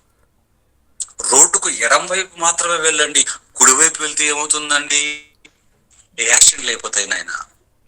ఎడమ వైపు వెళ్ళండి అని మనిషి చెప్పినప్పుడే కుడివైపు వెళ్తాను అంటే, నువ్వు కుడివైపు వెళ్తే నీకు ప్రమాదం జరుగుతున్నప్పుడు ఆలోచించండి పిల్లరా. మరి దేవుడు చెప్పిన హెచ్చరికను ప్రక్కన పెడితే ఇంకెంత ప్రమాదం? మనిషికి చిన్న చిన్న వాటి గురించి హెచ్చరికలండి. రోడ్డు మీద వెళ్తున్నప్పుడు ట్రాఫిక్ సంబంధించిన హెచ్చరికలు, ట్రాన్స్ఫార్మర్ ఉంటున్నప్పుడు డేంజరస్ అని సంబంధించిన దానికి సంబంధించిన దీని దగ్గరికి రావద్దురా, దీన్ని ముట్టుకోవద్దు అని దానికి ఒక పుర బొమ్మ ఇచ్చి దానికి ఒక హెచ్చరిక పెడతాడు. ఒక సిగరెట్ తాగాలని ఎవడైనా అనుకుంటే సిగరెట్ పెట్టే మీద స్మోకింగ్ గురించి పుర బొమ్మ వేసేసి అక్కడ పెడతాడు. ఏమండి, ఎన్నో ప్రమాదాల గురించి మనల్ని హెచ్చరిస్తుంటారండి. ట్రాఫిక్ ప్రమాదాల గురించి మనకు హెచ్చరికలు జారీ చేస్తుంటాడు, విమాన ప్రమాదాల గురించి హెచ్చరికలు జారీ చేస్తుంటారు, రైలు ప్రమాదాల గురించి హెచ్చరికలు జారీ చేస్తుంటారు. ఇది పైన వైర్ 25,000 వాట్స్ తో ఈ వైర్ ఉంది, జాగ్రత్త అంటాడు. ట్రైన్ వెళ్తున్నప్పుడు మధ్యలో అది వేస్తాడు, ఇలా వేస్తాడు ఒకటి అడ్డున, దాని దగ్గర సిగ్నల్ వెళ్ళొద్దు, దాన్ని దాటి అది పడిందా, సిగ్నల్ పడింది అనుకోండి ముందుకు వెళ్ళకూడదు, ఆ రాడ్ అడ్డు వేస్తాడు ఇలాగా, అక్కడే నిలబడిపోవాలి అందరూ కూడా. అది వెళ్ళిన తర్వాత ఈ కర్రల పైకి ఎత్తిన తర్వాత నువ్వు వెళ్ళాలి. చూసారా, స్టాప్ అనేసి ఉంటాడు అక్కడ. చూసారండి, అంటే రోడ్డు ప్రమాదాలకు సంబంధించిన హెచ్చరికలు మనకు వింటున్నాం, రైలు ప్రమాదాలకు సంబంధించిన హెచ్చరికలు మనకు ఉన్నాయి, విమాన ప్రమాదాలకు సంబంధించిన హెచ్చరికలు మనకు ఉన్నాయి, ఓడ ప్రయాణాలకు సంబంధించిన హెచ్చరికలు మనకు ఉన్నాయి, ఫైర్కు సంబంధించిన హెచ్చరికలు మనకు ఉంటాయి. ఏమండి, జలపాతాల దగ్గర, నదుల దగ్గర వెళుతున్నప్పుడు, ఆ సముద్రాల దగ్గర అక్కడ కూడా బోర్డులు పెడుతుంటారు, చాలా లోతుగా ఉన్నది, లోపలికి దిగకూడదు, హెచ్చరిక బోర్డులు పెడుతుంటారు. అగ్ని ప్రమాదాల గురించి హెచ్చరిక బోర్డులు పెడుతుంటారు, అంటే నీటి ప్రమాదాల గురించి, అగ్ని ప్రమాదాల గురించి. ఏమండి, ఇలా ఎన్నో ప్రమాదాల గురించిన హెచ్చరికలు, ఏమండి, సూచన గట్టికలు మనకు ఎన్నో మనకు కనబడుతుంటాయి. ఎన్నో ప్రభుత్వాలు, సంస్థలు ఎందరో మనకు హెచ్చరిస్తూ ఉంటారు పిల్లరా. అలాగే తల్లిదండ్రులు అయితే ఇంకా పిల్లలు ఇంకా హెచ్చరిస్తారండి, నాయన నువ్వు వెళ్ళేటప్పుడు హెల్మెట్ పెట్టుకోరా, లెఫ్ట్ వైపు మాత్రమే వెళ్ళు నాయన, స్లోగా వెళ్ళు నాయన అని చెప్తుంటారండి. ఏమవుతుంది, హెల్మెట్ వేసుకోకపోతే హెల్మెట్ డిక్కీలో పెట్టేసి కుడివైపు వెళ్ళిపోయాడు అనుకోండి, ఫాస్ట్గా వెళ్ళిపోయాడు అనుకోండి, ఏమవుతాడు, గుద్దుకు చస్తాడు. ఒక తల్లిదండ్రులు చేసిన హెచ్చరికను మీరితేనే ఇక్కడ తలపగిలి చచ్చిపోతుంటే ట్రాఫిక్లలో, పిల్లరా, లోకాలను కలిగించిన దేవుడు చేస్తున్న హెచ్చరికను మనం దాటామనుకోండి, ఈ తండ్రి చెప్పిన హెచ్చరికనే మనం మీరేమంటే మనం ప్రాణాలను పోగొట్టుకుంటున్నప్పుడు, ఎన్నో కష్టాలను పాలవుతున్నప్పుడు, పరలోకమందున దేవుడే మనకు హెచ్చరిస్తున్నప్పుడు, ఆయన చెప్పుతున్న హెచ్చరిక మనం దాటాము అంటే, పెడచెవున పెట్టాము అంటే, పట్టించుకొనకుండా ముందుకు వెళ్ళాము అంటే, జరిగే ప్రమాదం ఎంత గొప్పగా ఉంటుంది అని మనం ఆలోచిస్తే పాతాళానికి వెళ్ళిపోతావు నాయన అన్నాడు. అందుకేమంటున్నాడు, ఏమంటున్నాడు, క్రిందనున్న పాతాళమును తప్పించుకొనుటకై. నాయన, అది రోడ్డు ప్రమాదం కాదు, అగ్ని ప్రమాదం కాదురా, లేకపోతే నీళ్ళలో పడి మునిగిపోయే ప్రమాదం కాదు, విమాన ప్రమాదం కాదు. అది ఎంతటి ప్రమాదం అంటే, రోడ్డు ప్రమాదం జరిగినా బయటపడచ్చు, జల ప్రమాదం జరిగినా బయటపడచ్చు, విమాన ప్రమాదాల్లోంచి కూడా బయటపడిన వాళ్ళు ఉన్నారు, పారాషూట్లు కట్టుకుని దూకిన వాళ్ళు ఉన్నారు. ఏమండి, నదుల్లో ప్రమాదం జరిగినా కూడా దూకొచ్చి సముద్రాలు ఈదుకుంటూ వచ్చిన వాళ్ళు ఉన్నారు, ఇవేవో కట్టుకొని చిన్న చిన్న పడవలు వేసుకొని అది మునిగిపోతున్నప్పుడు. ఇలా ఏ ప్రమాదం నుంచి సరే బట్టగట్టగలమేమో కానీ, దేవుడు హెచ్చరిస్తున్నటువంటి కిందనున్న పాతాళమును తప్పించుకోవాలన్న దేవుడు హెచ్చరించినటువంటి హెచ్చరిక సూచనలను, ఆయన చేస్తున్నటువంటి అటెన్షన్ హెచ్చరికను పక్కన పెట్టామంటే పిల్లరా, మనం వెళ్ళేది ఎక్కడికి అంటే పాతాళ గుండానికి వెళ్ళాలి అన్నది చూడండి. అందుకే 24 ఏమంటారు, 15-24లో క్రిందనున్న పాతాళమును తప్పించుకొనుటకై అంటున్నాడు. అంటే పాతాళం అనేదంటూ ఒకటి ఉందని, దాన్ని భూమి మీద బ్రతికి ఉన్నప్పుడు నీవు తెలుసుకోవాలి అని, అక్కడ ఉన్నటువంటి రూల్స్ అండ్ రెగ్యులేషన్స్, క్లిష్ట పరిస్థితులు ఇవన్నీ కూడా బ్రతికి ఉన్నప్పుడే మనం తెలుసుకోవాలి పిల్లరా. తెలుసుకోకుండా చచ్చావంటే వెళ్ళిపోతావు అన్నాడు. ఎందుకంటే ఈ పాతాళము గురించిన సంగతులు ఎక్కడ లేవండి. ఎందుకు మనిషి వీటి గురించి జాగ్రత్త పడలేకపోతున్నాడంటే, ఈ ప్రపంచంలో ఉన్న ఏ పుస్తకాలలో కూడా ఈ పాతాళం గురించిన వివరణ ఉండదు. మత గ్రంథాలను చెప్పుకుంటున్న వాటిల్లో కూడా వీటి గురించిన వివరణ సంపూర్తిగా ఉండదు పిల్లరా. అసలు వాటిలో పాతాళం అనేటువంటి పదాలే కనపడవు పిల్లరా. మనుషులు రాసిన పుస్తకాలలో లేకపోయేసరికి మనుషులకు చదువుకుంటున్న పిల్లలకు పాఠాలలో లేకుండా పోయాయి. ఏ పుస్తకంలో లేకుండా పోయేసరికి పాఠాలలో లేకుండా పోయాయి. పాఠాలలో లేకపోయేసరికి మనుషులు నేర్చుకోకుండానే పోయారు. ఆలోచించండి, పాతాళం గురించిన అవగాహన మనిషికి ఎక్కడుంది చెప్పండి పిల్లరా. దేవుడి హెచ్చరికలు అనేవి లేవు పిల్లరా పుస్తకాలలో. దేవుడి హెచ్చరికలు ఉంటే ఎక్కడున్నాయి చెప్తున్న 15-24లో, క్రిందనున్న పాతాళమును తప్పించుకున్నటకై బుద్ధిమంతుడు పరమునకు పోవు జీవ మార్గాన్ని నడుచుకొనును అన్నాడు. చూడండి, ఏమండి, ఎంత గట్టిగా దేవుడు హెచ్చరిక చేస్తుంటే, వందల వేల సంవత్సరాల కిందట దీని గురించిన వివరాలు రాసి అటెన్షన్ చెప్పి హెచ్చరికని రెడ్ బోర్డు పెట్టి మరి దేవుడు తాను చెప్పడం, రాయించటం మాత్రమే కాకుండా ప్రతి తరములో ప్రవక్తల చేత, బోధకుల చేత, తన సేవకుల చేత, దైవజనుల చేత ప్రపంచాన్ని హెచ్చరించినా సరే ప్రపంచం పట్టించుకోవట్లేదు పిల్లరా. ప్రపంచం పట్టించుకోవట్లేదు. చూడండి, ఎవరు పట్టించుకుంటున్నారండి? పోనీ మేము క్రైస్తవులమండి, బైబిల్ కలిగిన వారమండి అని చెప్పుకుంటున్న క్రైస్తవులు ఏమన్నా పట్టించుకుంటున్నారా? బాబాయ్ దేవుడు పాతాళం గురించి హెచ్చరిక చేశాడు 15-24లో, దాన్ని తప్పించుకోమన్నాడు. తప్పించుకోవాలైనా అంటే పాతాళం అనేది తప్పించుకుంటేనే గాని తప్పిపోనిది. కనుక దీన్ని తప్పించుకోవాలి నేను నా కుటుంబంతో పాటు అని ఏ తండ్రి ఏ తల్లి అనుకుంటున్నారో చెప్పండి. కుటుంబంతో పాటు నేను నా కుటుంబం పాతాళాన్ని తప్పించుకోవాలి అని పాతాళాన్ని తప్పించుకునే పనిలో ఎంతమంది ఎన్ని కుటుంబాలు ఉన్నాయో మీరు ఆలోచించండి దేవుని పిల్లలారా. వేల సంవత్సరాలుగా బైబిల్లో ఈ మాటలు దేవుడి హెచ్చరికలు మనకు కనబడుతున్నాయి, కానీ ఎవరు తప్పించుకుంటున్నారు? అందరూ పుట్టటం, బ్రతకటం, గుంపులుగా పాతాళాలను వెళ్ళి దూకటం, ఇలా పుట్టటం, మందలు పుట్టటం, ఒక రోజు ఒక మందలు పుడుతున్నారండి. నిమిషానికి పుడుతున్నారటండి. ప్రపంచంలో మనుషులు వేల సంఖ్యలో పుడుతున్నారు రోజుకి. మందలు పుట్టటం, ఇలా పుట్టిన మందలు ఉన్నవారు మందలు పాతాళంలో దూకటం, పుట్టటం, కొద్ది రోజులు బ్రతకటం, పాతాళంలో దూకటం. అంతేగాని నేను నా కుటుంబం పాతాళాన్ని తప్పించుకొని ఆ పాతాళంలో వేదనకరమైన స్థలాన్ని తప్పించుకోవాలి, అటు పక్కన ఉన్నటువంటి నెమ్మదికరమైన స్థలంలోకి వెళ్ళిపోవాలి అని విఘ్నత కలిగి తన కుటుంబాన్ని అలర్ట్ చేసుకొని బ్రతికి వెళ్తున్నటువంటి క్రైస్తవులు ఎంతమంది ఉన్నారో ఒక్కసారి మీరు ఆలోచించండి. ఈ జాగ్రత్తను దేవుడు చెబుతున్న ఈ జాగ్రత్తను పట్టించుకున్న క్రైస్తవులు ఎంతమంది ఉన్నారండి? వచ్చిన వాళ్ళు బతికి పాతాల గుండానికి దిగజారిపోతుంటే అదృష్టవశాత్తు సువార్తని విని బైబిల్ పట్టుకున్న క్రైస్తవులుగా మారిన దేవుడి పిల్లలు కూడా వీళ్ళ పరిస్థితి ఏంటి? పాతాళం గురించి నేర్చుకుంటారా? అసలు చర్చిస్లో పాతాళం గురించిన ప్రసంగాలు ఉంటాయా? బోధకుడు చెబుతాడా?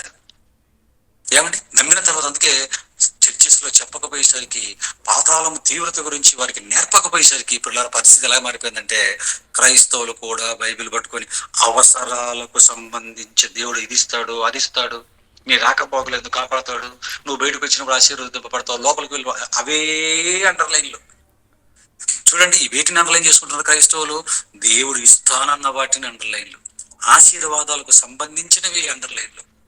ఏమండి, అవి అండర్లైన్లు చేసుకుని వాటిని ప్రార్థనలో దేవుడికి గుర్తు చేసి రెఫరెన్స్తో పడుతుందనైనా పలాన దగ్గర ఏ మాట అన్నావు, పలాన దగ్గర ఆ మాట అన్నావు, అందుకే మేము నిన్ను అడుగుతాను, అడగడమన్నావు, వెతకితే దొరుకుతుంది అన్నావు, తడితే తీస్తుంది అన్నావు దేవా, కాబట్టి అని దేవుడి దగ్గర కూడా ఆశీర్వాదాలకు సంబంధించిన వాటిని అండర్లైన్ చేసుకొని వాటిని ఎత్తిపెట్టి ప్రార్థనలో దేవుడిని అడుక్కుంటూ బ్రతుకుతున్నారే తప్ప, అలా మరణించి నిత్యాజ్ఞ కూడా దిగజారిపోతున్నారు తప్ప, పాతాలను దొరికిపోతున్నారు తప్ప, జీవించి ఉండగానే ఆలోచించి పాతాళం గురించి నేర్చుకొని పాతాళాన్ని తను తప్పించుకొని తన కుటుంబాన్ని కూడా తప్పించుకున్న వారు ఎంతమంది ఉన్నారు చెప్పండి? అసలు పాతాళం అంటూ ఒకటి ఉందని, అది అది అది చాలా భయంకరమైన లోకం అని పిల్లరా ఎవరు ఆలోచిస్తారండి? ఎవరు ఆలోచిస్తున్నారు చెప్పండి దేవుని పిల్లరా? దీని గురించి ఆలోచించి గ్రహించి తప్పించుకోవాలని పాతాళాన్ని తప్పించుకునే కార్యక్రమాలలో ఎవరున్నారు చెప్పాడా? దాన్ని తప్పించుకోవాలంటే భూమి మీద ఏ కార్యక్రమాలు చేయాలో చెప్పాడు అక్కడే. క్రిందనున్న పాతాళమును తప్పించుకొనవలెనని బుద్ధిమంతుడు అన్నాడు. చూడండి, అంటే పాతాళాన్ని ఎవడైతే ఎప్పుడు మైండ్ లో పెట్టుకొని దాని గురించి ఆలోచించుకొని తప్పించుకోవాలన్నటువంటి ఆలోచనతో కార్యక్రమాలు చేసుకుంటూ ఉంటాడో అతన్ని దేవుడు ఏమన్నాడంటే వాడి బుద్ధిమంతుడు నాయన అన్నాడు. ఎవడైతే పాతాళాన్ని తప్పించుకోవాలనుకుంటాడో, ఎవడైతే పాతాళాన్ని తప్పించుకుంటాడో వాడేనైనా అసలు శిశులైన బుద్ధిమంతుడు అన్నాడు. బుద్ధిమంతుడు అనగానే మనకేమర్థమైంది? బుద్ధిమంతుడు అనగానే ఏదో ఆక్స్ఫర్డ్ యూనివర్సిటీలో సీటు కొట్టినాడు కాదు బుద్ధిమంతుడు, జ్ఞానవంతుడు. ఆక్స్ఫర్డ్ యూనివర్సిటీలో సీటు కొట్టినాడు, డబుల్ పిహెచ్డీలో చేసుకున్న డాక్టర్ అని తన పేరును ముందుకు పెట్టుకున్నాడు. లేకపోతే ఆర్గనైజేషన్లో చదివేసి ఇంటర్లో స్టేట్ ర్యాంకులు కొట్టేసి ఆ తర్వాత నీట్లో ర్యాంకులు కొట్టి ఎంబీబీఎస్ లో వెళ్ళిపోయి ఆ ఎంబీబీఎస్ కంప్లీట్ చేసి ఎంఎస్ ఎండిఓ చేసి స్పెషలిస్ట్ గా ఆ స్టెట్ ఏదో మెల్లో వేసుకొని ఆ బోర్డు మీద ఫోటో వేసుకొని హాస్పిటల్ కట్టించుకొని లోపల కూర్చుకునేవాడు. ఏమండి, పెద్ద ఇల్లులు కట్టించుకొని బాగా సంపాదించుకుని డాక్టర్లు అయిపోయి ఒక పెద్ద ప్రొఫెసర్ అయిపోయినాడు. ఆక్స్ఫర్డ్ యూనివర్సిటీలో చదువుకొని ఇంటర్నేషనల్ లెవెల్లో జాబ్ సంపాదించుకున్నాడు. అంతర్జాతీయ కోర్టులోను, అంతర్జాతీయ బ్యాంకులోను, ఏమండి, లేకపోతే ఐక్యరాజ్య సమితిలోనో ర్యాంకులు కొట్టి చదువుకొని అక్కడ జాబ్ కొట్టినాడు. వీడు కాదు బుద్ధిమంతుడు అంటే. అది మనం లోకం అనుకునే బుద్ధి, లోకాన్ని మీకు బుద్ధిమంతుడు. అది కానీ కన్న తండ్రి అయిన దేవుడినైనా నా దృష్టిలో బుద్ధిమంతుడు ఎవడో తెలుసా అనుకున్నాడు దేవుడు. మీకు వాడు బుద్ధిమంతుడు, ర్యాంకులు కొట్టేవాడు, మంచి మంచి పోస్టులు సంపాదించుకొని వెల్సిల్లు అయ్యేవాడు, మీ దృష్టికి బుద్ధిమంతుడేమో వాడు. కానీ నా దృష్టికి బుద్ధిమంతుడు ఎవడో తెలుసా? క్రిందనున్న పాతాళమును తప్పించుకునేవాడే. తప్పించుకోవాలని ఎవడైతే కార్యాచరణ వేసుకొని ఒక లక్ష్యాన్ని ఏర్పాటు చేసుకొని, కింద పాతాళం అనేది ఒకటి ఉంది, చాలా భయంకరమైన లోకం అది, దాన్ని తప్పించుకోవాలంటే ఏం చేయాలని దేవుడు చెప్పాడని బైబిల్లో జాగ్రత్తగా చూసుకొని, దాన్ని ప్రిపేర్ చేసుకొని, నేర్చుకొని, మైండ్ లో పెట్టుకొని, ప్రతి దినము దాన్ని తప్పించుకోవడానికి ఎవడైతే కార్యాచరణలో ముందుకు వెళుతుంటాడో వాడేనైనా బుద్ధిమంతుడు అన్నాడు. చూడండి దేవుడు ఇక్కడ ఆలోచించలేదు. దేవుని పిల్లలు, బుద్ధిమంతుడు అంటే ఎవడు చెప్తున్నాడు చూడండి. బుద్ధిమంతుడు వీడు అని చెప్తున్నాడు. ఆలోచించండి. ఏమి నిజంగా ఉదయం లేచినప్పటి నుంచి లెగడంతో ప్రార్థన చేసిన ఆయన మరొక దినాన్ని ఇచ్చావు, మరొక దినంలో నన్ను ప్రవేశపెట్టావు. ఇచ్చినటువంటి దినంలో ఏదైనా పాపము చేసి పాతాళానికి చిక్కకుండా, కిందనున్న పాతాళం అది రెడీగా ఉంది. ప్రతి రోజు ప్రతి నిమిషము పల్లెలనక పట్టణాలనక ప్రతిరోజు ఒక ప్రవాహంలాగా వెళ్ళిపోయి దాంట్లో గుండంలో పడుతున్నారు ఆయన. ఆ గుండానికి తప్పించుకోవడానికి ఈ రోజు మరొక్కడుగు ముందుకు దానికి సహాయం చేయి తండ్రి. దాన్ని తప్పించుకోవాలి అని ఉదయం నుంచి ఏమంటే మైండ్ పడక మీదకి వెళ్ళేంత వరకు మైండ్ లో పెట్టుకొని దాన్ని తప్పించుకునే ఆ కార్యక్రమాలలో ఎంతమంది ఉన్నారు చెప్పండి. అసలు రోజు కాదండి, వారానికి ఒక్కసారైనా పాతాలను గుర్తు చేసుకునే క్రైస్తవులు ఉన్నారా? ఏమండి అవి వచ్చాయి అనుకోండి, పాతాలకు సంబంధించి ఫేస్ స్కిప్ చేసి అటు వెళ్ళిపోతాడు. అలాంటి వాళ్ళు కూడా ఉన్నారండి. మనకెందుకు వచ్చిన బాధ అని చెప్పి దాన్ని స్కిప్ చేసి అలా వెళ్ళిపోయి ఉన్నారండి. ఎందుకంటే ప్రపంచానికంటే అర్థం కాలేదు, ప్రపంచ పుస్తకాలు లేవు కాబట్టి. క్రైస్తవేతరులకు అర్థం కాలేదు. బైబిల్ను మత గ్రంథం అని ముద్రేసుకున్నాడు వాడు. బైబిల్ పట్టుకున్న క్రైస్తవుడికి అర్థం కాబట్టి అలాగా క్రైస్తవుడికి, లోకానికి చెప్పవలసినటువంటి క్రైస్తవుడికి, క్రైస్తవురాలుగా మనకే అర్థం కాకుంటే లోకానికి ఏం అర్థమవుతుంది చెప్పండి? పిల్లల పాతాళం గురించి ఏమర్థమవుతుంది చెప్పండి? అర్థమవుతుంది వారికి? బైబిల్ మత గ్రంథం అంటున్నారు. సైంటిస్టుల పుస్తకాల్లో లేదు కాబట్టి లేదు అనుకుని వాళ్ళు బ్రతుకుతున్నారు బ్రహ్మలు. ఈడేమో మత గ్రంథం అనుకుంటున్నాడు. వాడి సోది వాడేది. ఏమండి మత గ్రంథం ముద్ద వేసి బైబిల్ని పట్టించుకోకుండా వాడున్నాడు. ఇది మత గ్రంథం కాదు, బ్రతుకు పుస్తకం, సత్య గ్రంథం అని ప్రపంచానికి ఎవరు చెప్పాలి? నేర్చుకొని మనమే చెప్పాలి పిల్లరా. కానీ చెబుతున్నారా క్రైస్తవులు? ఎందుకు చెప్పట్లేదు? ఈ యుగ సంబంధమైన దేవత అవిశ్వాసులైన వారి మనోనేత్రములకు ఏం కలిగించిందన్నాడు? గుడ్డితనం. మనోనేత్రాలు పొడిచింది. లాస్ట్ వీక్ అని కదా విన్నాం. మనోనేత్రాలు పొడిచేసరికి పేరుకు క్రైస్తవులుగా ఉంటున్నాం కానీ పాతాళం గురించిన ప్రస్తావన లేదు, నిత్యాగ్ని గురించిన ప్రస్తావన లేదు, పరలోకానికి సంబంధించిన ఆలోచనలు లేవు. ఆలోచించలేదు దేవుని పిల్లలారా, ఆలోచించండి. కానీ మనసు పెట్టి బైబిల్ను బాగా మనం చదవగలిగితే పాతాళం గురించిన సంగతులు మనకు అర్థమవుతాయి. మన బ్రతుకును దాని నుంచి ఎలా తప్పించుకోవాలో, ఎలా భూమి మీద నడుచుకోవాలో మనకు బాగా అర్థమవుతుంది పిల్లలు. అందుకే దేవుడు పాతాళం గురించి వ్రాయించిన ఒక్కొక్క సంగతి మనం చూడగలిగితే అక్కడికి వెళ్ళక సరికే దాని గుణలక్షణాల గురించి రాయించాడు. ఇటు పాతాళానికి గుణలక్షణాలు ఉన్నాయా? ఇటు పాతాళానికి కూడా కొన్ని లక్షణాలు ఉన్నాయా? ఎందుకంటే ఉన్నాయి, దానికి కూడా ఒక లక్షణం. పాతాళానికి ఉన్నటువంటి లక్షణాలను మనం కొన్నింటిని చూడగలిగితే పిల్లరా, ఎందుకంటే అది పెద్ద పటం కదా. ఇందులో మీకు చెప్పిస్తాను అన్ని కూడా చెప్పవలసినవి. నెక్స్ట్ సందర్భం వచ్చినప్పుడు ఇంకొక సందర్భం, ఇంకో పాఠంలో మిగతావి చెప్తాను. పాతాళానికి లక్షణాలు ఉన్నాయంట. ఇంతకు పాతాళానికి ఉన్నటువంటి లక్షణాలు ఏంటి పాతాళానికి ఉన్నటువంటి లక్షణం ఏంటి? మనం జాగ్రత్తగా బైబిల్ చూస్తానండి. పాతాళం అటండి, తృప్తి లేని లోకం ఏదైనా ఉందంటే అది పాతాళం ఏంటండి. దీనికి తృప్తి లేదట. పాతాళానికి ఏం లేదు? తృప్తి లేదంటే. తృప్తి లేని లోకం ఏది అంటే పాతాళం ఉన్నాడు. చూడండి ప్రసంగి గ్రంథం, సామెతల గ్రంథం 27వ అధ్యాయం, సామెతల గ్రంథం 27వ అధ్యాయం తీయండి. సామెతలు 27:20 వచనం చూడండి, జాగ్రత్తగా రాసుకోండి. సామెతల గ్రంథం 27వ అధ్యాయం 27 సామెతలు 20వ వచనం చూడండి. సామెతల గ్రంథం 27:20 చూడండి. ఒక్కొక్కటిగా దానికి ఉన్న లక్షణాల గురించి చెప్తున్నాడు. 27 20 ఏమంటున్నాడు? 27 20 పాతాళమునకును అగాధ కూపమునకును తృప్తి కానేరదు అన్నాడు చూడండి. ఏమంటాడండి? పాతాళానికి తృప్తి లేదటండి. తృప్తి పాతాళమునకును అగాధ కూపమునకును తృప్తి కానేరదు, తృప్తి కానేరదు అన్నాడు చూడండి. అంటే పాతాళానికి ఏం లేదట? తృప్తి లేదటండి. అమ్మయ్య 1,000,000 మంది వచ్చారు అని తృప్తి పడుతుంటది. ఒకవేళ 1,000,000 మంది పాతాళానికి వెళ్ళారనుకోండి, పాతాళానికి వెళ్ళగానే ఆ 1,000,000 మంది దెబ్బ దెబ్బ దెబ్బ దెబ్బ దెబ్బ దబ్బున పడిపోగానే పాతాళంలో అది చూసినటువంటి పాతాళం, అమ్మ ఈ రోజు 1,000,000 మంది వచ్చారు నాయన అని ఊరుకోదట. 1,001 వాడెక్కడా అని అడుగుతుందట మరలా. అలానే చెప్తున్నాడు. అంటే తృప్తి లేదంటే ఏంటనమాట? 10 ఇడ్లీలు పెడితే 10 ఇడ్లీలు తిన్న తర్వాత మరలా ఏమనుకుంటున్నాడు? ఇడ్లీలు ఎక్కడా అన్నాడు అనుకోండి. మరలా 2 వేసామనుకోండి, ఆ 2 తినేసి ఇడ్లీలు ఎక్కడా అంటున్నాడు అనుకోండి. అమ్మ బాబో వీడికి ఎన్ని ఇడ్లీలు పెట్టినా వీడు ఇంకా ఇడ్లీలు ఎక్కడా అంటున్నట్టు వీడికి తృప్తి లేదు. కానీ మనిషికి తృప్తి ఉంటుందండి. కానీ పాతాళానికి ఉన్న గుణం ఏంటంటే, పాతాళానికి ఉన్న లక్షణం ఏంటంటే, పాతాళమునకును అగాధ కూపమునకును తృప్తి కానేరదు అన్నట్టు. ఎన్ని వందల కోట్ల మంది గుంపులుగా ఎంత వెళ్ళినా ఇక చాలు అనగటండి. ఎనఫ్, ఇంకా చాలా, నాకు ఈరోజు కడుపు నిండింది, వద్దు ఆపండి, ఈరోజు కొంచెం చాలా ఎక్కువ మంది వచ్చారు, రష్ అయిపోయింది. చూసారా? హౌస్ఫుల్ అని బోర్డులు పెడుతుంటారు అక్కడక్కడ. సినిమా థియేటర్ హౌస్ఫుల్ అంటాడు, రిజర్వేషన్ అయిపోయాయి అంటాడు. నెట్లో మనం బుక్ చేసుకోవాలనుకుంటే పైనకో టికెట్ అయిపోతాయి, హౌస్ఫుల్, బండి ఫుల్ అంటాడు, టికెట్ నో టికెట్స్ అంటాడు. చూసారా పిల్లరా? ఫుల్ అని బోర్డులు కనబడుతుంటాయి మనకు.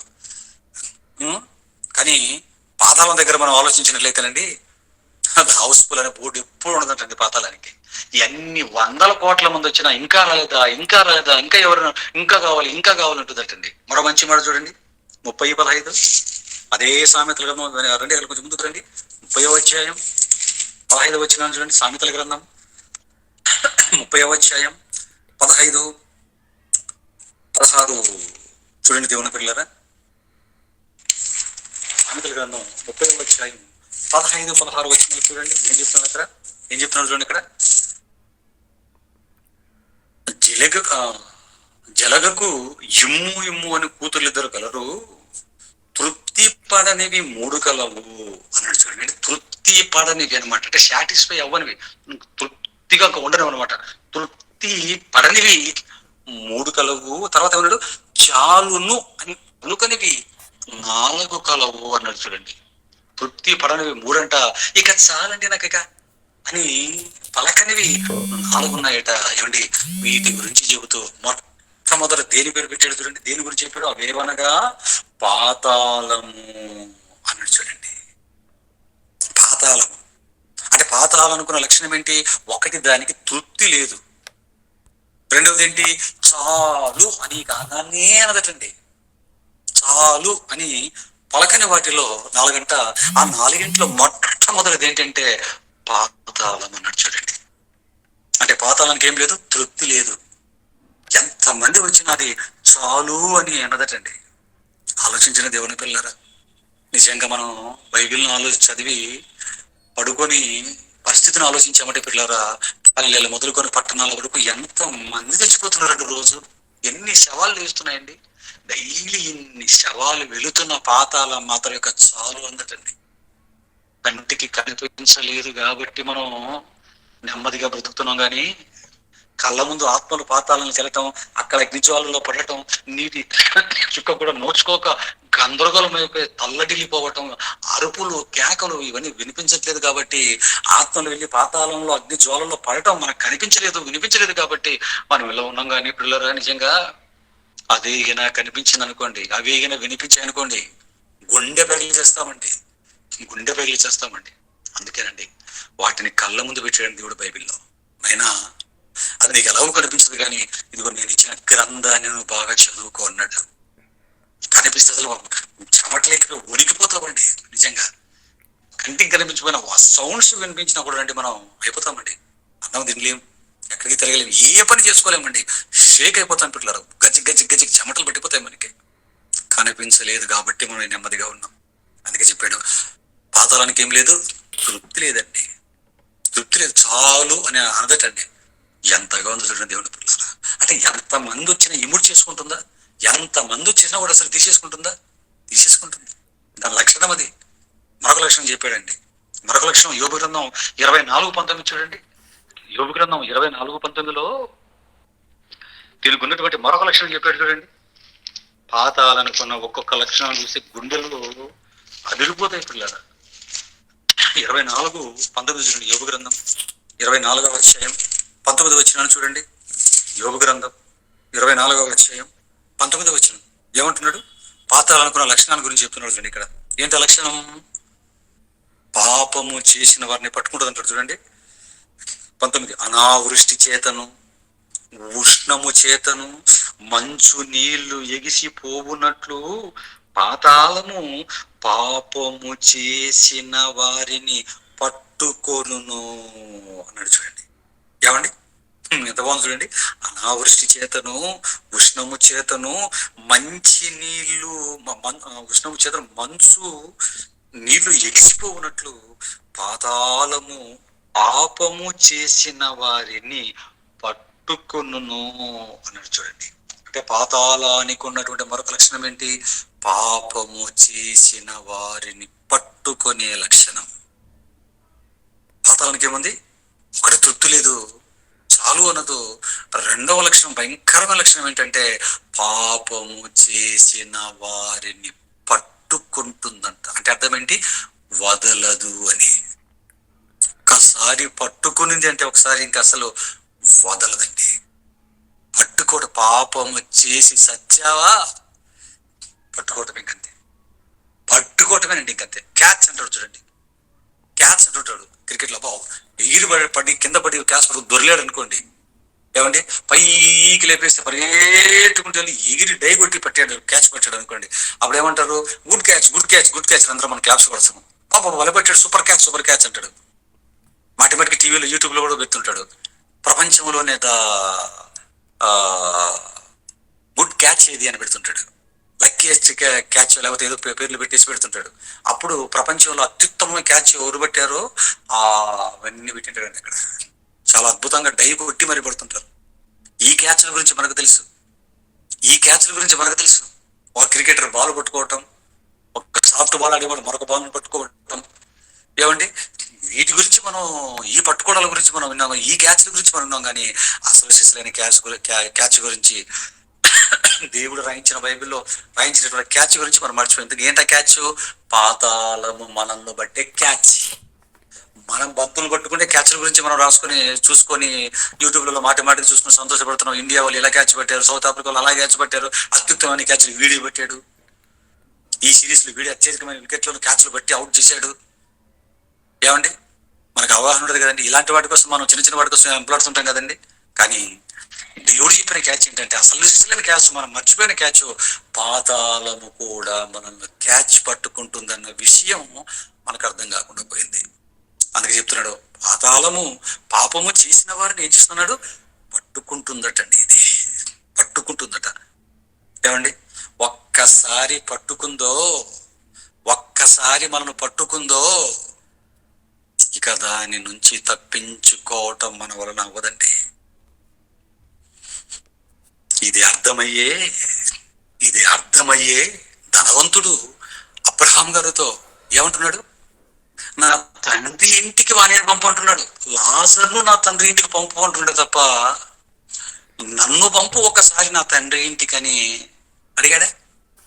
ఎందుకు అడగలేదు? ఎందుకు అడగటం లేదు? అది పాతాళమని. ఒక్కసారి పాతాళములో వేదనకరమైన స్థలంలోకి వెళ్ళాడు అంటే పాతాళం పట్టుకుంటుంది అని, పాతాళం పట్టుకొనింది అంటే ఇంకా విడిచిపెట్టడం అంటూ ఉండదని, అందుకే తనను పంపించే అవకాశం, పాతాళం పట్టుకున్న తర్వాత తనను విడిచిపెడుతున్న సంగతి అర్థమైపోయి ఏమని చెప్తున్నాడు? లాజర్ను పంపించంటున్నాడు. నన్ను పంపించనట్లేదు, లాజర్ను పంపించి. ఎందుకు నన్ను పంపించనట్లేదు? చనిపోయి పాతాళానికి వెళ్ళగానే మొత్తం మనకు అర్థమైపోతుందండి అది పాతాళం అని. దేవుడి కోసం బ్రతకక వేదనకరమైన స్థలంలో పడ్డామని, పాతాళం యొక్క ఆకర్షణలోకి వెళ్ళిపోయామని, పాతాళం మనల్ని లాగేసింది అని, పాతాళం యొక్క ఆకర్షణలోకి వెళ్ళిపోయామని పిల్లరా మనకు అర్థమైపోతుంది పిల్లరా. ఇక అక్కడి నుంచి తప్పించుకోవటానికి అసలు ప్రయత్నం కూడా మనం చేయం. ఎందుకంటే అక్కడికి వెళ్ళగానే అది చూడగానే మనకు అంతే కదండి, మనం సైలెంట్ అంతే. అందుకే ధనవంతుడు లాజరును పంపించమని అడిగాడు తప్ప దాన్ని మాత్రం అడగలేదు. ఎందుకంటే ఒక్కసారి పాతాళపు చేతుల్లోకి వెళ్ళిపోయాము, పాతాళపు ఆకర్షణ దానికి క్యాచ్లోకి వెళ్ళిపోయాము అంటే పిల్లరా ఇక వదలదు వదలదు వదలదు. పట్టుకోవడం తప్ప విడిచిపెట్టడం పాతాళం లక్షణంలో లేదంటున్నాడు. చూడండి మనకు మంచి మాట చూడండి, యెషయా గ్రంథం 26:14, యెషయా గ్రంథం 26వ అధ్యాయం 14వ వచనం. యెషయా గ్రంథం 26వ అధ్యాయం 14వ వచనం చూడండి ఎంత చక్కగా పాతాళం గురించి దేవుడు రాయించాడు. యెషయా గ్రంథం 26వ అధ్యాయం 14వ వచనం. చచ్చిన వారు మరలా బ్రతుకరు. ఏమండి? ప్రేతలు మరలా లేవరు, అందుచేతను నీవు వారిని దండించి నశింపచేసితివి అన్నాడు. చూడండి ఏమండి ఏమంటున్నాడు? చచ్చిన వారు మరలా బ్రతకరు, అందుచేత నీవు వారిని దండించి నశింపచేసితివి, వారికన స్మరణకు రాకుండా నీవు వారిని తుడిచివేసితివి అన్నాడు. చూడండి దేవుని పిల్లరా, అంటే ఒక్కసారి చచ్చిపోయినారు అంటే వాడు చచ్చి ప్రేతగా మారిపోయి పాతాళపు ఆకర్షణలకి దాని చేతులకి వెళ్ళిపోయినారంటే మరలా వీరు లేవరు. చచ్చిన వారు మరలా బ్రతకరు, ప్రేతలు మరలా లేవరంటే ఎందుకు లేవలేకున్నారు ప్రేతలు? ఏంటి చచ్చిపోగానే లోకాలు దాటి వెళ్ళిపోతుంది ఆత్మ, తపటప క్షణంలో దాటి వెళ్ళిపోతుంది. సముద్రాలు, ఖండాలు, ఈ భూమి విశ్వాన్ని దాటి వెళ్ళిపోయింది ఒక్క క్షణంలో పాతాళానికి. అంత దూరం ఏమీ కాకుండా వెళ్ళినటువంటి దాటుకుని వెళ్ళినటువంటి ఆత్మ పాతాళంలో పడిందంటే కనీసం లేవలేదా? ఇంత గొప్ప ఆత్మ, ఇంత గొప్ప దేవుడి నుంచి వచ్చినటువంటి ఈ ఆత్మ, లోకాలను క్షణంలో దాటే ఈ ఆత్మ ఇది పాతాళంలో పడిందంటే మరలా లేవలేదా? ఆలోచించండి పిల్లరా, ఎంత భయంకరమైనదో పాతాళం. ఒక్కొక్క మాటను చూస్తుంటే మనకు ఒక్కసారి వెళ్ళింది అంటే ఇంకా లేవలేమండి. మరొక లక్షణం ఏంటో తెలుసా పాతాళానికి? పాతాళాలనుకున్న మరొక భయంకరమైన లక్షణం ఏంటో తెలుసండి? ఎవ్వడి ముఖము లక్ష్య పెట్టదండి, ఎవ్వడి ముఖము చూడదండి. వీడు వాడే, వీడు గొప్పోడే, వీడు గనుడే, వీడు పలానా దాంట్లో నిపుణుడే. ఏమండి? ఎవ్వడి ముఖము చూడదండి. వీడు అమెరికా ప్రెసిడెంట్, వీడు ఇండియా ప్రధానమంత్రి 3 సార్లు అడిగాడు, వీడు ముఖ్యమంత్రి ఒక 20 సంవత్సరాలు పరిపాలించినాడు. వీడు చూడకుండా కళ్ళ గంతలు కట్టుకొని మొత్తం అన్ని తీస్తాడు వీడు. ఏమండి? ఆస్కార్ అవార్డులు కొట్టాడు వీడు, అది కొత్త వస్తువు కనిపెట్టాడు వాడు. వీడు రాజకుటుంబంలో పుట్టాడు, ఇంగ్లాండ్ రాని ఇంగ్లాండ్ కొడుకుడు, వాడు రష్యా వాళ్ళు, వీళ్ళేమో సీజర్ కుటుంబం, వాళ్ళేమో ఫరో కుటుంబాలు. ఇలా ఎవ్వడి ముఖము చూడదండి పాతాళం, ఎవ్వడిని లక్ష్య పెట్టదండి పాతాళం. ఆలోచించిన పిల్లలు ఈ లోకంలో అలా చూస్తారేమో. ఈ గాలి జనార్దన్ అంటున్నాడు తెలుసు. ఏమండి? భయంకరమైన అవినీతికి వేల కోట్ల రూపాయల అవినీతి చేశాడండి. ఇలాంటి వాళ్ళు గాలి జనార్దన్ లాంటి వాళ్ళు, లేకపోతే మాజీ సీఎం లాంటి వాళ్ళు జైల్లోకి వెళ్ళిపోయారు అనుకోండి. ఏమండి? అన్ని ఫెసిలిటీస్ ఉంటాయండి, అందరికైతే ఇలా చూడరు వాళ్ళని. ఏమండి? మన ఇష్టం వచ్చిన సేపు పడుకోబెడతారు అండి, శుభ్రంగా ఏసీలు పెడతారు, టీవీలు పెడతాడు, వాడికి ఏం కావాలో నెట్ ఇస్తాడు, ఫోన్ ఇస్తాడు, సకల సదుపాయాలు. వాళ్ళే ఫీల్ అవుతారు, ఏదో ఒక మంచి లాడ్జ్ ఉన్నట్టుగా వాళ్ళు ఫీల్ అవుతారు. ఎందుకు? వీడు మామూలుడు కదా, అందరిలాంటి కదా, అందరిలో పెట్టడానికి చాలా గొప్పవాడు, వేల కోట్లు ఉన్నవాడు, ప్రభుత్వాలని మార్చగలిగినటువంటి వాడు, ముఖ్యమంత్రులకి దగ్గర వీడు, ప్రధానమంత్రులతో సత్సంబంధాలు కలిగిన వీడు. కాబట్టి వీడు ఒక స్పెషల్ పర్సన్ కాబట్టి, కోటీశ్వరుడు కాబట్టి అతను వాడు లోపలికి వెళ్ళిపోతే వాడుకున్న పేరు ప్రతిష్టలను బట్టి ప్రత్యేకంగా చూస్తారు, వాడుకున్న డబ్బును బట్టి ప్రత్యేకంగా చూస్తారు జైల్లో. కానీ పాతాళానికి వెళ్ళాడు అనుకోండి, పాతాళానికి వెళ్ళి నేను ఎవరో తెలుసా అన్నాడు అనుకోండి, పట్టి లాగిందంటే ఇంకంతే వాడు అంతే. ఇంకా ఆలోచించిన దేవుని పిల్లరా, పాతాళానికి వీడు గొప్పోడు, వీడు అధికంగా గొప్పన్నాడు, వీడు రాజకుటుంబం, వీడు ఎక్కువ డబ్బులు ఉన్నాడు, ఇది ఏది లేదండి పాతాళానికి. పాతాళం ఎవ్వడి ముఖము చూడదు పిల్లరా, ఎటువంటి వారిని పట్టుకోవటమేనండి. అది ఒక మంచి మాట చెప్పాడు చూడండి, యెషయా గ్రంథం 5:4లోనే. యెషయా గ్రంథం 5వ అధ్యాయం 4వ వచనం చూడండి, ఏమైపోయింది? యెషయా గ్రంథం 5వ అధ్యాయం 4వ వచనం చూడండి, యెషయా గ్రంథం 5వ అధ్యాయం, యెషయా గ్రంథం 5వ అధ్యాయం 14వ వచనం. యెషయా గ్రంథం 5:14 చూడండి, అందుచేతను యెషయా గ్రంథం 5:14 జాగ్రత్త రాసుకున్నాను. యెషయా గ్రంథం 5:14 అందుచేతను పాతాళము గొప్ప ఆశ పెట్టుకొని. అమ్మ బాబా, ఇక్కడికి వచ్చిన మరొక లక్షణం. పాతాళానికి ఏముందట? ఆశ. పాతాళానికి ఏముందటండి? గొప్ప ఆశ. ఆశ గొప్ప ఆశ, గొప్ప ఆశ ఉందటండి పాతాళానికి. ఏమండి? ఆశలు అనేవి మనుషులకు ఉన్నట్లుగా మనం చూసాం. ఇల్లు కట్టుకోవాలి, బండి కొనుక్కోవాలి, లేకపోతే ఇంకొకటి ఇంకో పని చేయాలి. ఆశలు అనేవి మనుషులకు ఉన్నట్లుగా మనం విన్నాం ఇంతవరకు. కానీ ఒక లోకానికి ఆశ ఉంది. ఆ లోకమే పాతాళం. దానికున్న ఆశ ఏంటి అని చూడగలిగితే, అందుచేతను పాతాళము గొప్ప ఆశ పెట్టుకుని అపరిమితంగా అపరిమితంగా తన నోరు తెరచుచున్నది అన్నాడు చూడండి. అక్కడేమో పట్టుకుంటుంది విన్నాం. తర్వాత ఎవడి ముఖము లక్ష్య పెట్టదు అని కూడా మనం చూసాం. దానికి తృప్తి లేదు అని కూడా మనం విన్నాం. ఇక్కడికి రాయరు మరలా ఏం చెప్తున్నాడు? గొప్ప ఆశ పెట్టుకొని నోరు ఎలా తెరుస్తుందటండి? అపరిమితంగా తన నోరు అని తెరుస్తుందటండి. ఏమండి? అందుచేతని అన్నాడు. ఎందుచేత? ఎందుచేత అండి అంటే పాతాళానికి ఆశ ఎప్పుడు పుడుతుంది? గొప్ప ఆశ ఎప్పుడు కలుగుతుంది? అపరిమితంగా నోరు ఎప్పుడు తెలుస్తుంది? ఏమంటే ఒక చాక్లెట్ తీసుకున్నాం అనుకోండి, చాక్లెట్ నోట్లో పెట్టుకున్నంత వరకు నోరు తెరుస్తాం. ఒక బజ్జీ తినాలనుకోండి, బజ్జీకి తగ్గట్టే నోరు తెరుస్తాం మనం. అంతేగాని బజ్జీ తినాలంటే అని తెలిసి నోట్లో బజ్జీ పెట్టుకుంటామండి. ఒక చాక్లెట్ కు అలా నోట్లో వేసేసుకుంటాం. బఠానీ గింజ అయితే అలా కొడతాం, అలా పెట్టుకుంటాం నోట్లో. నోరు కూడా కూడా పంట కింద అలా పెట్టేస్తాం.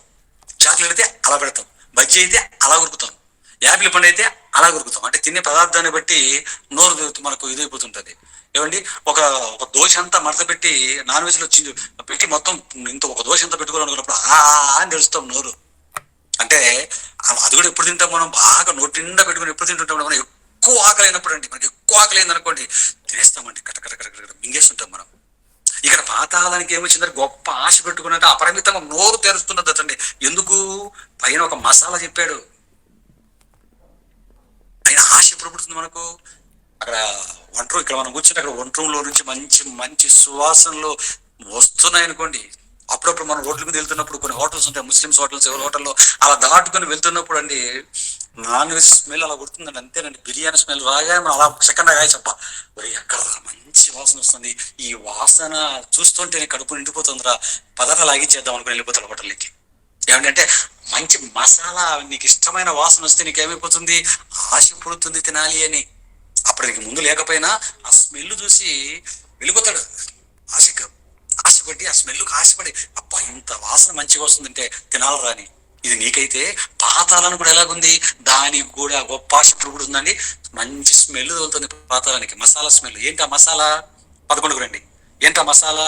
మద్యము త్రాగుదుమని వేకునే లేచి మందు ద్రాక్షారసము మంట పుట్టించు, తమకు మంట పుట్టించు వరకు చాలా రాత్రి వరకు పానం చేయవారికి శ్రమ. వారు సితారాస్వర మండల తంపుర సన్నాయిలను వాయించుచు ద్రాక్షారసం తాగుచు విందు చేయుదురు గాని యెహోవా పని యోచింపరు. వారు ఆయన హస్త కృత్యములను లక్ష్య పెట్టరు. కావున నా ప్రజలు జ్ఞానము లేక ఏ చెరపట్టబడిపోతున్నారు అన్నాడు. అంటే బాగా తాగుతున్నాడు, బాగా తిరుగుతున్నాడు, వ్యభిచారం చేసుకుంటూ తిరుగుతున్నాడు, దొంగతనాలు చేసుకుంటున్నాడు, రాత్రి పగళ్ళు విందులు చేసుకుంటున్నాడు, మందు ఎత్తిన బాటలు దించకుండా తాగుతున్నాడు. అంటే ఇటువంటి తప్పుడు పనులకు సంబంధించిన, పాపానికి సంబంధించిన కార్యక్రమాలు భూమి మీద జరుగుతున్నాయి. అంటే ఇలా భూమి మీద జరుగుతున్నాయి అంటే స్మెల్ అక్కడ ఎవరికి వస్తుంది అనమాట? పాతాళానికి స్మెల్ వెళ్ళిపోతుంది. అబ్బా స్మెల్ తగలగానే, ఇక్కడ మనుషులు చేస్తున్న పాపపు స్మెల్ పాతాళానికి తగలగానే ఇక్కడ దానికి ఆశ పుట్టిందండి. ఆశ పుట్టి ఏమి చేస్తుంది అని అలా స్మెల్ పిలుచుకొని అపరిమితముగా నోరు తెలుస్తుందటండి. వాస్తాడిక ఇడుగా ఏగి లేచినప్పటి నుంచి తాగుతున్నాడు, ఏగి ఉదయం లేచినప్పటి నుంచి తిరుగుతున్నాడు, లేచినప్పటి నుంచి అబద్ధాలు ఆడుతున్నాడు, లేచినప్పటి నుంచి దురాలోచన, లేచినప్పుడు సంపాదన డబ్బు అంటున్నాడు, చదువు అంటున్నాడు, ర్యాంకులు అనుకున్నాడు, మంచి వెళ్ళి సెటిల్ అంటున్నాడు, విదేశాలు అంటున్నాడు, అక్కడికంటున్నాడు, ఇక్కడికంటూ ఇల్లు అంటున్నాడు, కారు అంటున్నాడు, బండి అంటున్నాడు, విమానం అంటున్నాడు. ఈ పాపాలు దేవుడి కోసం బ్రతకకుండా బ్రతుకులు ఇలా పాపాలతో పాడు చేసుకునేసరికి అక్కడ ఏమొస్తుంది పాతాళానికి? మసాలా స్మెల్. మనకు బిర్యానీ స్మెల్ వస్తే మనకు నోట్లో నీళ్లు ఊరినట్టు పాతాళానికి నోట్లో నీళ్లు ఊరిపోయండి. గొప్ప ఆశ పెట్టుకొని అపరిమితంగా నోరు లాగడానికి వాళ్ళని చూసారా? ఇప్పుడు మంచి స్మెల్ భూమి మీద పాతాళానికి ఎక్కడి నుంచి వస్తుంటుంది మీరు ఆలోచించండి. ఇదిగోనండి ఈ దేశం నుంచి అంటే అద్భుతమైన స్మెల్ అండి పాతాళానికి అని చెప్పండి. America, England, Australia, Canada, Brazil అయితేనండి అత్యధిక పోర్నుష్టాలు కలిగిన దేశం అండి బ్రెజిల్ అండి. బ్రెజిల్ నుంచి మంచి మసాలా వాసన కొడుతుంటదండి. ఇప్పుడు ఇండియా నుంచి కూడా కొడుతుంటారు లేదు, మతోన్మాదులు ఎక్కువైపోయారు కదా ఇండియాలో కూడా. ఒకప్పుడు బాగానే ఉండదు ఇండియా, మతోన్మాదులు రేపు చంపుతున్నారు కదండి రేవజల్లి.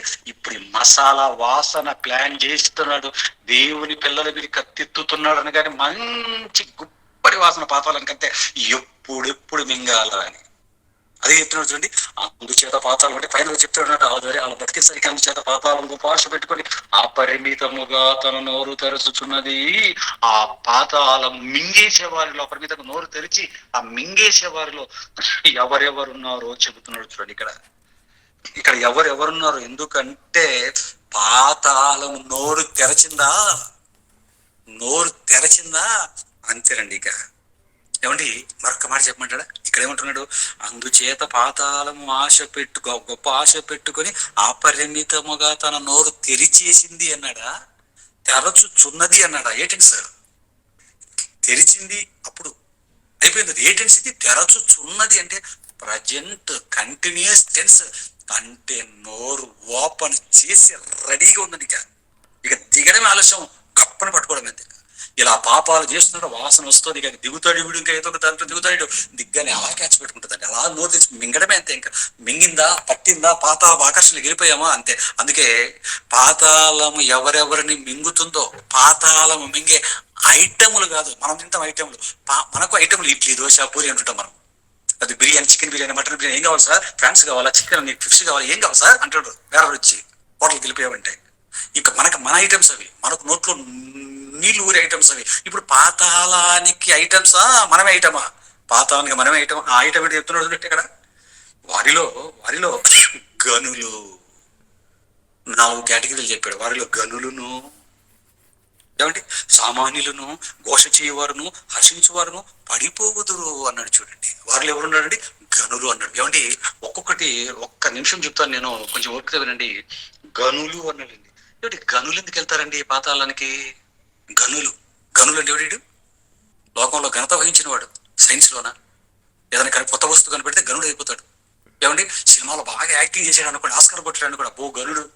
బాగా డబ్బు సంపాదించాడు అనుకోండి, అబ్బో గనుడు. పేర్లు చెప్ప, మెలన్ మస్క్ ప్రపంచంలో డబ్బు ఉన్నవాడు. దేశానికి పిఎం అయ్యాడు అనుకోండి, ప్రధాన, అబ్బో గనుడు. ఆస్కార్ అవార్డు గనుడు, నంది అవార్డు గనుడు. ఏమండి ఈ క్యాడర్ అంటారండి. గనులు అంటే వీలేనండి. గనుల లిస్ట్ లో పేరు ప్రఖ్యాతులు గణించిన వారు. స్పోర్ట్స్ లో గనులు ఉంటారు, సైన్స్ లో గనులు ఉంటారు, యాక్టింగ్ చేయడంలో గనులు ఉంటారు, డబ్బు సంపాదించడంలో గనులు ఉంటాడు, బిజినెస్ లో గనులు ఉంటాడు, అంబానీ కుటుంబం అంటూ ఉంటాడు. ఏమండి విమానాలను నడిపించుకోవడంలో గనులు ఉంటారు, దేశాన్ని ఏలుతున్న వారిలో గనులు ఉంటారు. పిల్లలు మీరు ఆలోచించండి, గనులు అండి, గనుల లిస్ట్ ఇది. వారిలో గనులు అంటే గనులను కూడా పాతాళం పట్టేసుకుంటుందా? గనులను కూడా పాతాళంలోకి దిగిపోతారా? ఏంటి గనులు ఎందుకు దిగిపోతారండి? లోకానికి మేలు చేశారు కదా వస్తువులు కనిపెట్టి. ఏమండి డబ్బులు సంపాదించి కొంచెం అంత ఇంత ఉన్నారు కదా, ఎందుకు వెళ్ళిపోతారు తెలుసా గనులు? ఎందుకు ఈ గనులు వెళ్ళిపోతారు తెలుసా అండి? వీడు ఒక వస్తువు కనిపెట్టిన తర్వాత పేరు ప్రతిష్టలన్నీ కూడా వాడికే రావాలనుకుంటాడు. వాడికి మించినోడు లేడనుకుంటాడు. చూసారు, అందుకే అందులో క్రికెట్ దేవుడు అంటుంటారు. సచిన్ క్రికెట్ దేవుడు అన్నాడు. ఇక్కడ కూడా మన వాళ్ళు కూడా మెగా స్టార్లు అని, పవర్ స్టార్లు అని చెప్తుంటారండి. ఇది ఈయనండి, నాకు ఈయన ఒక గొప్పవాడు అండి. తెలుగు హిందీలో ఇంకొకటి గొప్పవాడు ఉంటాడు, హాలీవుడ్ లో ఇంకొకటి గొప్పవాడు ఉంటాడు. వీళ్ళకి ఏముంటాయి? పేరు ఉంటుంది, ప్రతిష్టలు ఉంటాయి, డబ్బులు ఉంటాయి, కావాల్సినంత గుర్తింపు ఉంటుంది. ఏమండి వాళ్ళు ఏమనుకుంటారంటే మేమే దేవుళ్ళు అనుకుంటారండి. వాళ్ళు మాకు మించినోడు ఎవడున్నాడు అనుకుంటాడండి. డబ్బు సంపాదించడం వాళ్ళకి ఒక తృప్తి ఉండదు. వాడు కెరియర్ ప్రారంభించినప్పటి నుంచి సత్యంత వరకు ఎంత సంపాదిస్తాడు? చాలు, ఒక 20 ఏళ్ళ నుంచి సంపాదించాను, కొన్ని వేల కోట్లు వచ్చాయి, ఈ నెక్స్ట్ చేసే సినిమా డబ్బులు అంతా ప్రజలకి వేసేస్తాను అంటాడా? సచ్చినాడు.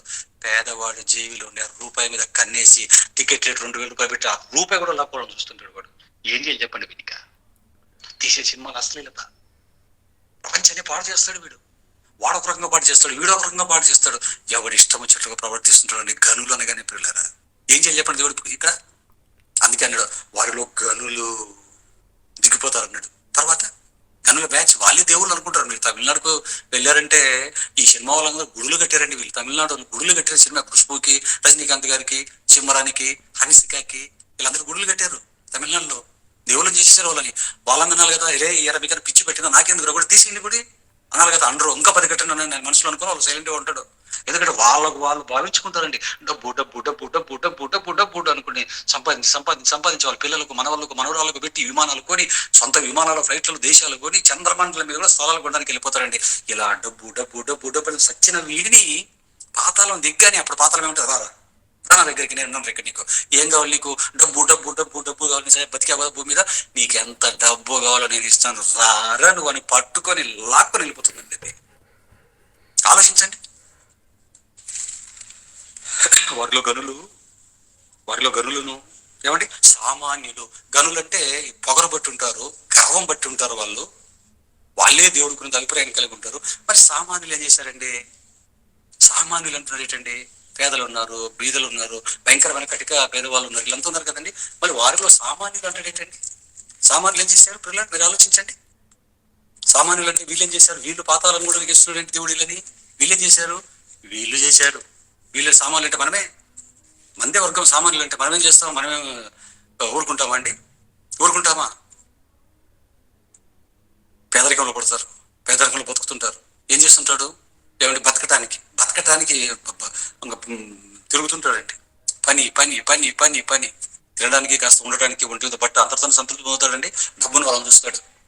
ఈ సామాన్యుడు ఏం చేస్తాడు? ఆ పై ఉన్న డబ్బును వాళ్ళని చూస్తాడు. వాటిలో బతకాలనుకుంటుంటాడు, దానికోసం ఏం చేయాలనుకుంటుంటాడు, దానికోసం వెళ్ళిపోతుంటాడండి. అంతేగాని ఈ పని పని పని సంపాదన సంపాదన సంపాదన ఎడుగుడండి.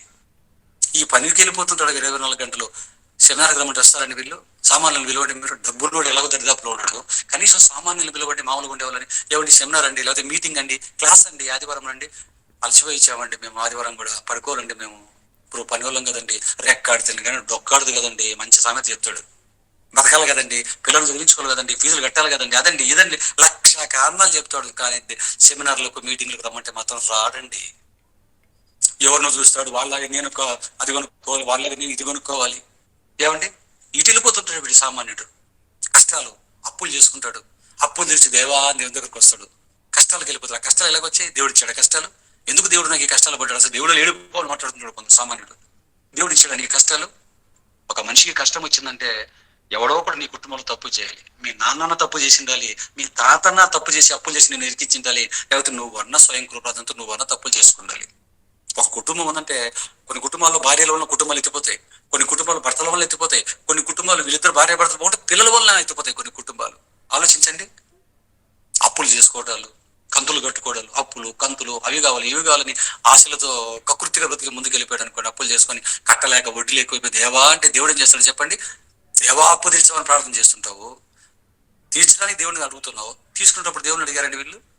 తీసుకునేటప్పుడు దేవా ఇట్లా 10,000 50,000 1,00,000 రూపాయలు అప్పు తీసుకుంటున్నాను అని దేవుడికి చెప్పి తీసుకున్నావు. అప్పేమో నీకు ఇష్టం వచ్చినట్టు తీసుకుంటావు, తీర్చేటప్పుడు మాత్రం దేవుడి దగ్గర ఎందుకు తీర్చాలి దేవుడు నీకు అప్పు? ఆలోచించిన దేవుని పిల్లరా, ఇలాంటి కార్యక్రమాల్లో పడిపోయి అప్పులు ఉన్నాయండి, కష్టాలు ఉన్నాయండి, అవ్వండి ఇవ్వండి, మేము ఎక్కడ వస్తామంటే మీటింగ్, మేము ఎక్కడ వస్తామంటే సెమినార్ అనుకొని 24 గంటలు ఈ కష్టము, డబ్బు, తిండి, గొడవ దీంట్లో పడి సస్తాడు. దేవుడిని పట్టించుకోడు. దేవుడికి ఎవరైనా ఒకటే కదా, ఆయన పట్టించుకోకపోతే జుట్టు పట్టుకొని ఈడ్చుకొని పోతుందండి పాతాళం. రారా బ్రతకంది ఇలా బ్రతక. అందుకని గనులు, సామాన్యులు, ఆ తర్వాత ఏమన్నాడు? ఘోష చేయవారు అన్నాడు. చూడండి, ఘోష అంటే ఎప్పుడు ఎడవటం అండి. ఆ 2వ కేటగిరీలో ఉన్న వాళ్ళు ఏదో ఘోష, వానికి ఉంది, వానికి అది ఉంది, నాకు ఇది లేదు, వారికి బండి ఉంది, నాకు బైక్ లేదు. ఏడవటం, ఎప్పుడు దాన్ని చూసుకొని లోకాన్ని చూసుకోవడం ఏడవటం. అది లేదు, ఇది లేదు, అది లేదు, ఇది లేదు. ఏమన్నా ఎప్పుడు ఈ గోలండి. ఘోష చేయవారండి. సైకిల్ వెళ్ళిపోవడం బైక్ అనుకుంటాడు, బైక్ అంటే కార్ అంటాడు, కార్ అంటే అదంటాడు. నాకు వాడు నడుచుకుంటూ వెళ్తున్నాడు, నాకు సైకిల్ ఉంది చాలి దేవా అనుకుంటాడా? దేవుని స్థుతిస్తాడా? వానికన్నా సైకిల్ ఉంది, నాకు బైక్ అని ఉందిలే, నాకు కనీసం అంటే స్కూటీ అని ఉంది, తండ్రి చాలు తండ్రి అనుకో దేవుని స్థుతిస్తాడా? ఇక్కడ నుంచి అక్కడికి, అక్కడి నుంచి ఇక్కడికి, కారు విమానం ఎక్కడెక్కడికి వెళ్ళిపోవాలనుకుంటాడండి. ఈ వెతుకులాట్లో వీడి ఒక చట్రంలో ఇరుకుంటాడు వీడు. ఐహిక విచారం అంటాడు 13వ మత్తయి సువార్తలో యేసుక్రీస్తు. ఐహిక విచారము, ధన మోసం అంటాడు. వీటిలో ఇరుక్కుంటాడు వీడు. వీడెక్కడ ఇంకా అందుకే పాదరా నువ్వు నీకేం కావాలరా? నీకు ఆశలు కావాలా? ఘోష చేస్తావరా? ఇక్కడ చేతురా ఘోషని జుట్టు పట్టుకుని ఈడ్చుకొని వెళ్ళిపోతుందండి పాతాలు. చివరికి ఏమన్నాడు? హర్షించువారు. ప్రోగ్రాంలు ఉంటాయి కదండి, డి అని సై అని హర్షిస్తుంటారు. హర్షాన్ని వ్యక్తం చేస్తుంటారు. భలే వేశాడు వీడు, వీడికంటే ఈడు బాగా వేశాడు, వాడికంటే ఈడు బాగా వేశాడు. కప్పు ఎవరికి వచ్చింది? డీలో, సైలో కప్పు ఎవరికి వచ్చింది అంటాడు, క్రికెట్ కప్పు ఎవరికి వచ్చింది అంటాడు, ఫుట్బాల్ కప్పు ఎవరికి వచ్చింది అంటాడు, ఏ సినిమా హిట్ అయింది అంటాడు, ఏ సినిమాకు కలెక్షన్ ఎంత అంటాడు, ఆ సినిమా భలే చేశాడు, ఈ సినిమా భలే చేశాడు. కామెంట్లు పెట్టి ముద్ద దగ్గర నాకు మైక్ పెట్టి నేను చెప్తాను ఆ కామెంట్లు అంటుంటాడు. చూసాడు సినిమా రిలీజ్ అయిందంటే ఏదో కుక్కలకు మొబ్బినట్టుగా పోయి పందులకు మొబ్బినట్టుగా పడుతుంటారు సినిమా మీద పోయి బయటకు వచ్చి ఈడు మైకి పట్టుకొని ఎలా ఉంది అది ఎలాగుంది అంటే బయటకు వచ్చి మన ఏదో చెప్తున్నారంటే అది ఇలాగుంది. కొట్లాడుకోవటం అండి దాని గురించి. హర్షించువారు దేనికి హర్షించాలను? దేవుడు వాక్యాన్ని హర్షిస్తావా? దేవుడు పాటలు పాడుతుంటే హర్షిస్తావా? దేవుడు కార్యక్రమంలో ఉంటావా? వాళ్ళే చెప్పారండి వాక్యం. మీరు నిజంగా అద్భుతమైన మెసేజ్ ఉన్నామండి, బ్రతుకుతానండి దేవుడి కోసం. ఇలాగ హర్షిస్తాడండి దేవుడు. వాక్యాన్ని స్పందించడు, దేవుడు వాక్యాన్ని హర్షించడు. అందుకే చెప్తున్నాడు, గనులు సామాన్యులు ఘోష చేయవారు హర్షించువారు ఎక్కడికి వెళ్ళిపోతారట? పాతాళము మింగేసుకుని దేవుని పిల్లారా. కేటగిరీలు 4 కేటగిరీలు వెళ్ళిపోతాయి అన్నాడు. ఒక్కసారి పాతాళానికి వెళితే పరిస్థితి ఏంటో మీరు ఆలోచించండి. పట్టుకుంటుందండి పాతాళం, మెడ పట్టుకొని తోసుకొని వెళ్ళిపోతుందండి పాతాళం. ఎన్ని రోజులు ఉండాలి అక్కడ మనం? ఒక్కసారి పాతాళ గుండంలో పడ్డం ఎన్ని రోజులు ఉండాలి అక్కడ? 60 సంవత్సరాలు తప్పు చేసాం, 60 సంవత్సరాలు ఉంచి తర్వాత బయటికి వదులుతాడా? ఇప్పుడు బెయిల్ ఇచ్చి ఏమైనా బయటికి పంపిస్తాడా? కనీసం 60 ఇంకొక 60 120 సంవత్సరాల లోపల పెట్టి వదిలేస్తాడు దేవుడు? ఇప్పుడు 1000 సంవత్సరాలు, 1,00,000 సంవత్సరాలు, 1,00,00,000 సంవత్సరాలు, 10 కోట్ల సంవత్సరాలు? సమాధానం చెప్తాడు, వెళ్ళటమే తప్ప రావటం అంటూ ఉండదు నాయన అంటాడు. వన్ వే ట్రాఫిక్ నాయన పాతాళం. వెళ్ళటం తప్ప తిరిగి రావటం ఉండదు. కొంచెం ఒక్క వచనం చూపిస్తాం, చూస్తారా? ప్రకటన గ్రంథం 14వ అధ్యాయం చూడండి. ప్రకటన గ్రంథం 14వ అధ్యాయం 10వ వచనం చూడండి. చివరిగా ప్రకటన 14:10 చూడండి. ఓపికేముంది? 10 నిమిషాలు.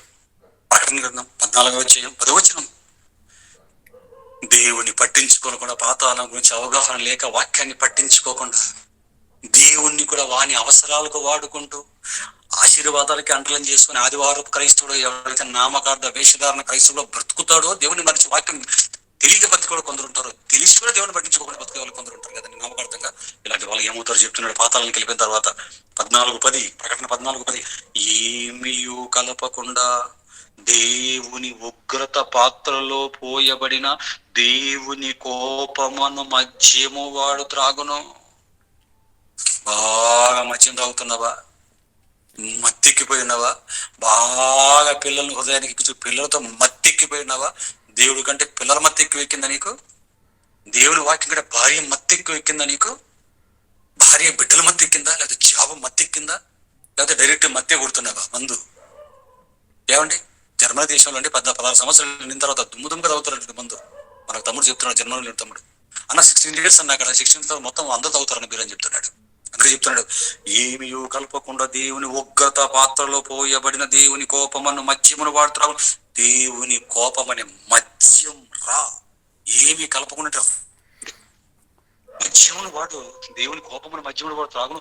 పరిశుద్ధ దూతల ఎదుటను, ఎవరెవరి ముందు నువ్వు ఏడుస్తావో చెప్తున్నాడు.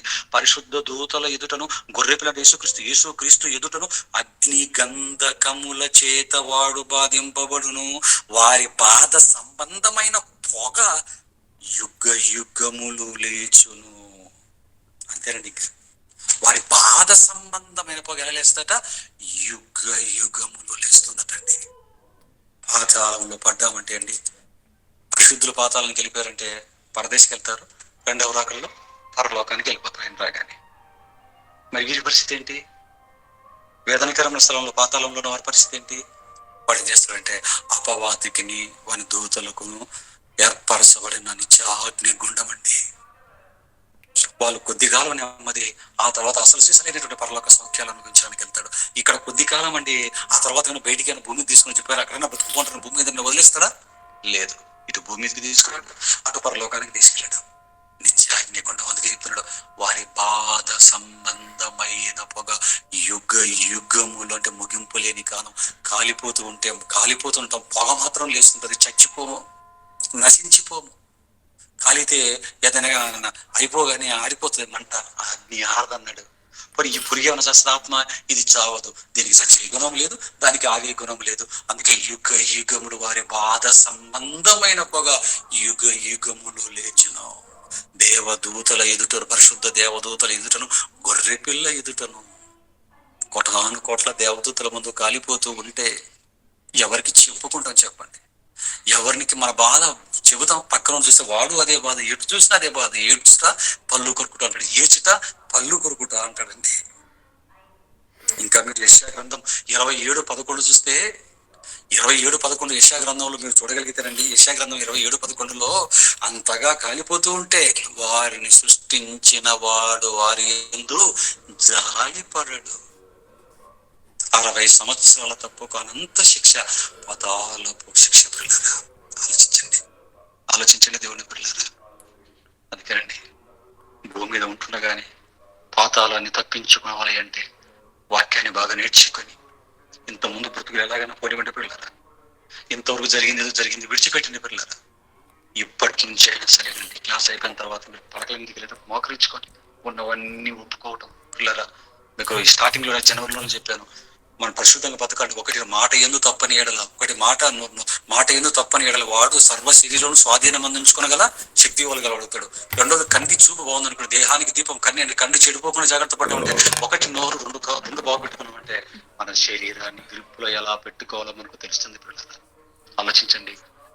దిద్దుకున్నాం పిల్లలు, దిద్దుకున్నాం. ఇంకా ఏమైనా లోటుపాటు ఉంటే దిద్దుకొని దేవుడి సన్నిధిలో మరణం ఎప్పుడు వస్తుందో తెలియదండి. జాగ్రత్త పడదాం. అటు కృప, పాతాళాన్ని తప్పించుకునే కృప విన్న ప్రతి ఒక్కటి దేవుడు ప్రసాదించాలని కోరుకుంటూ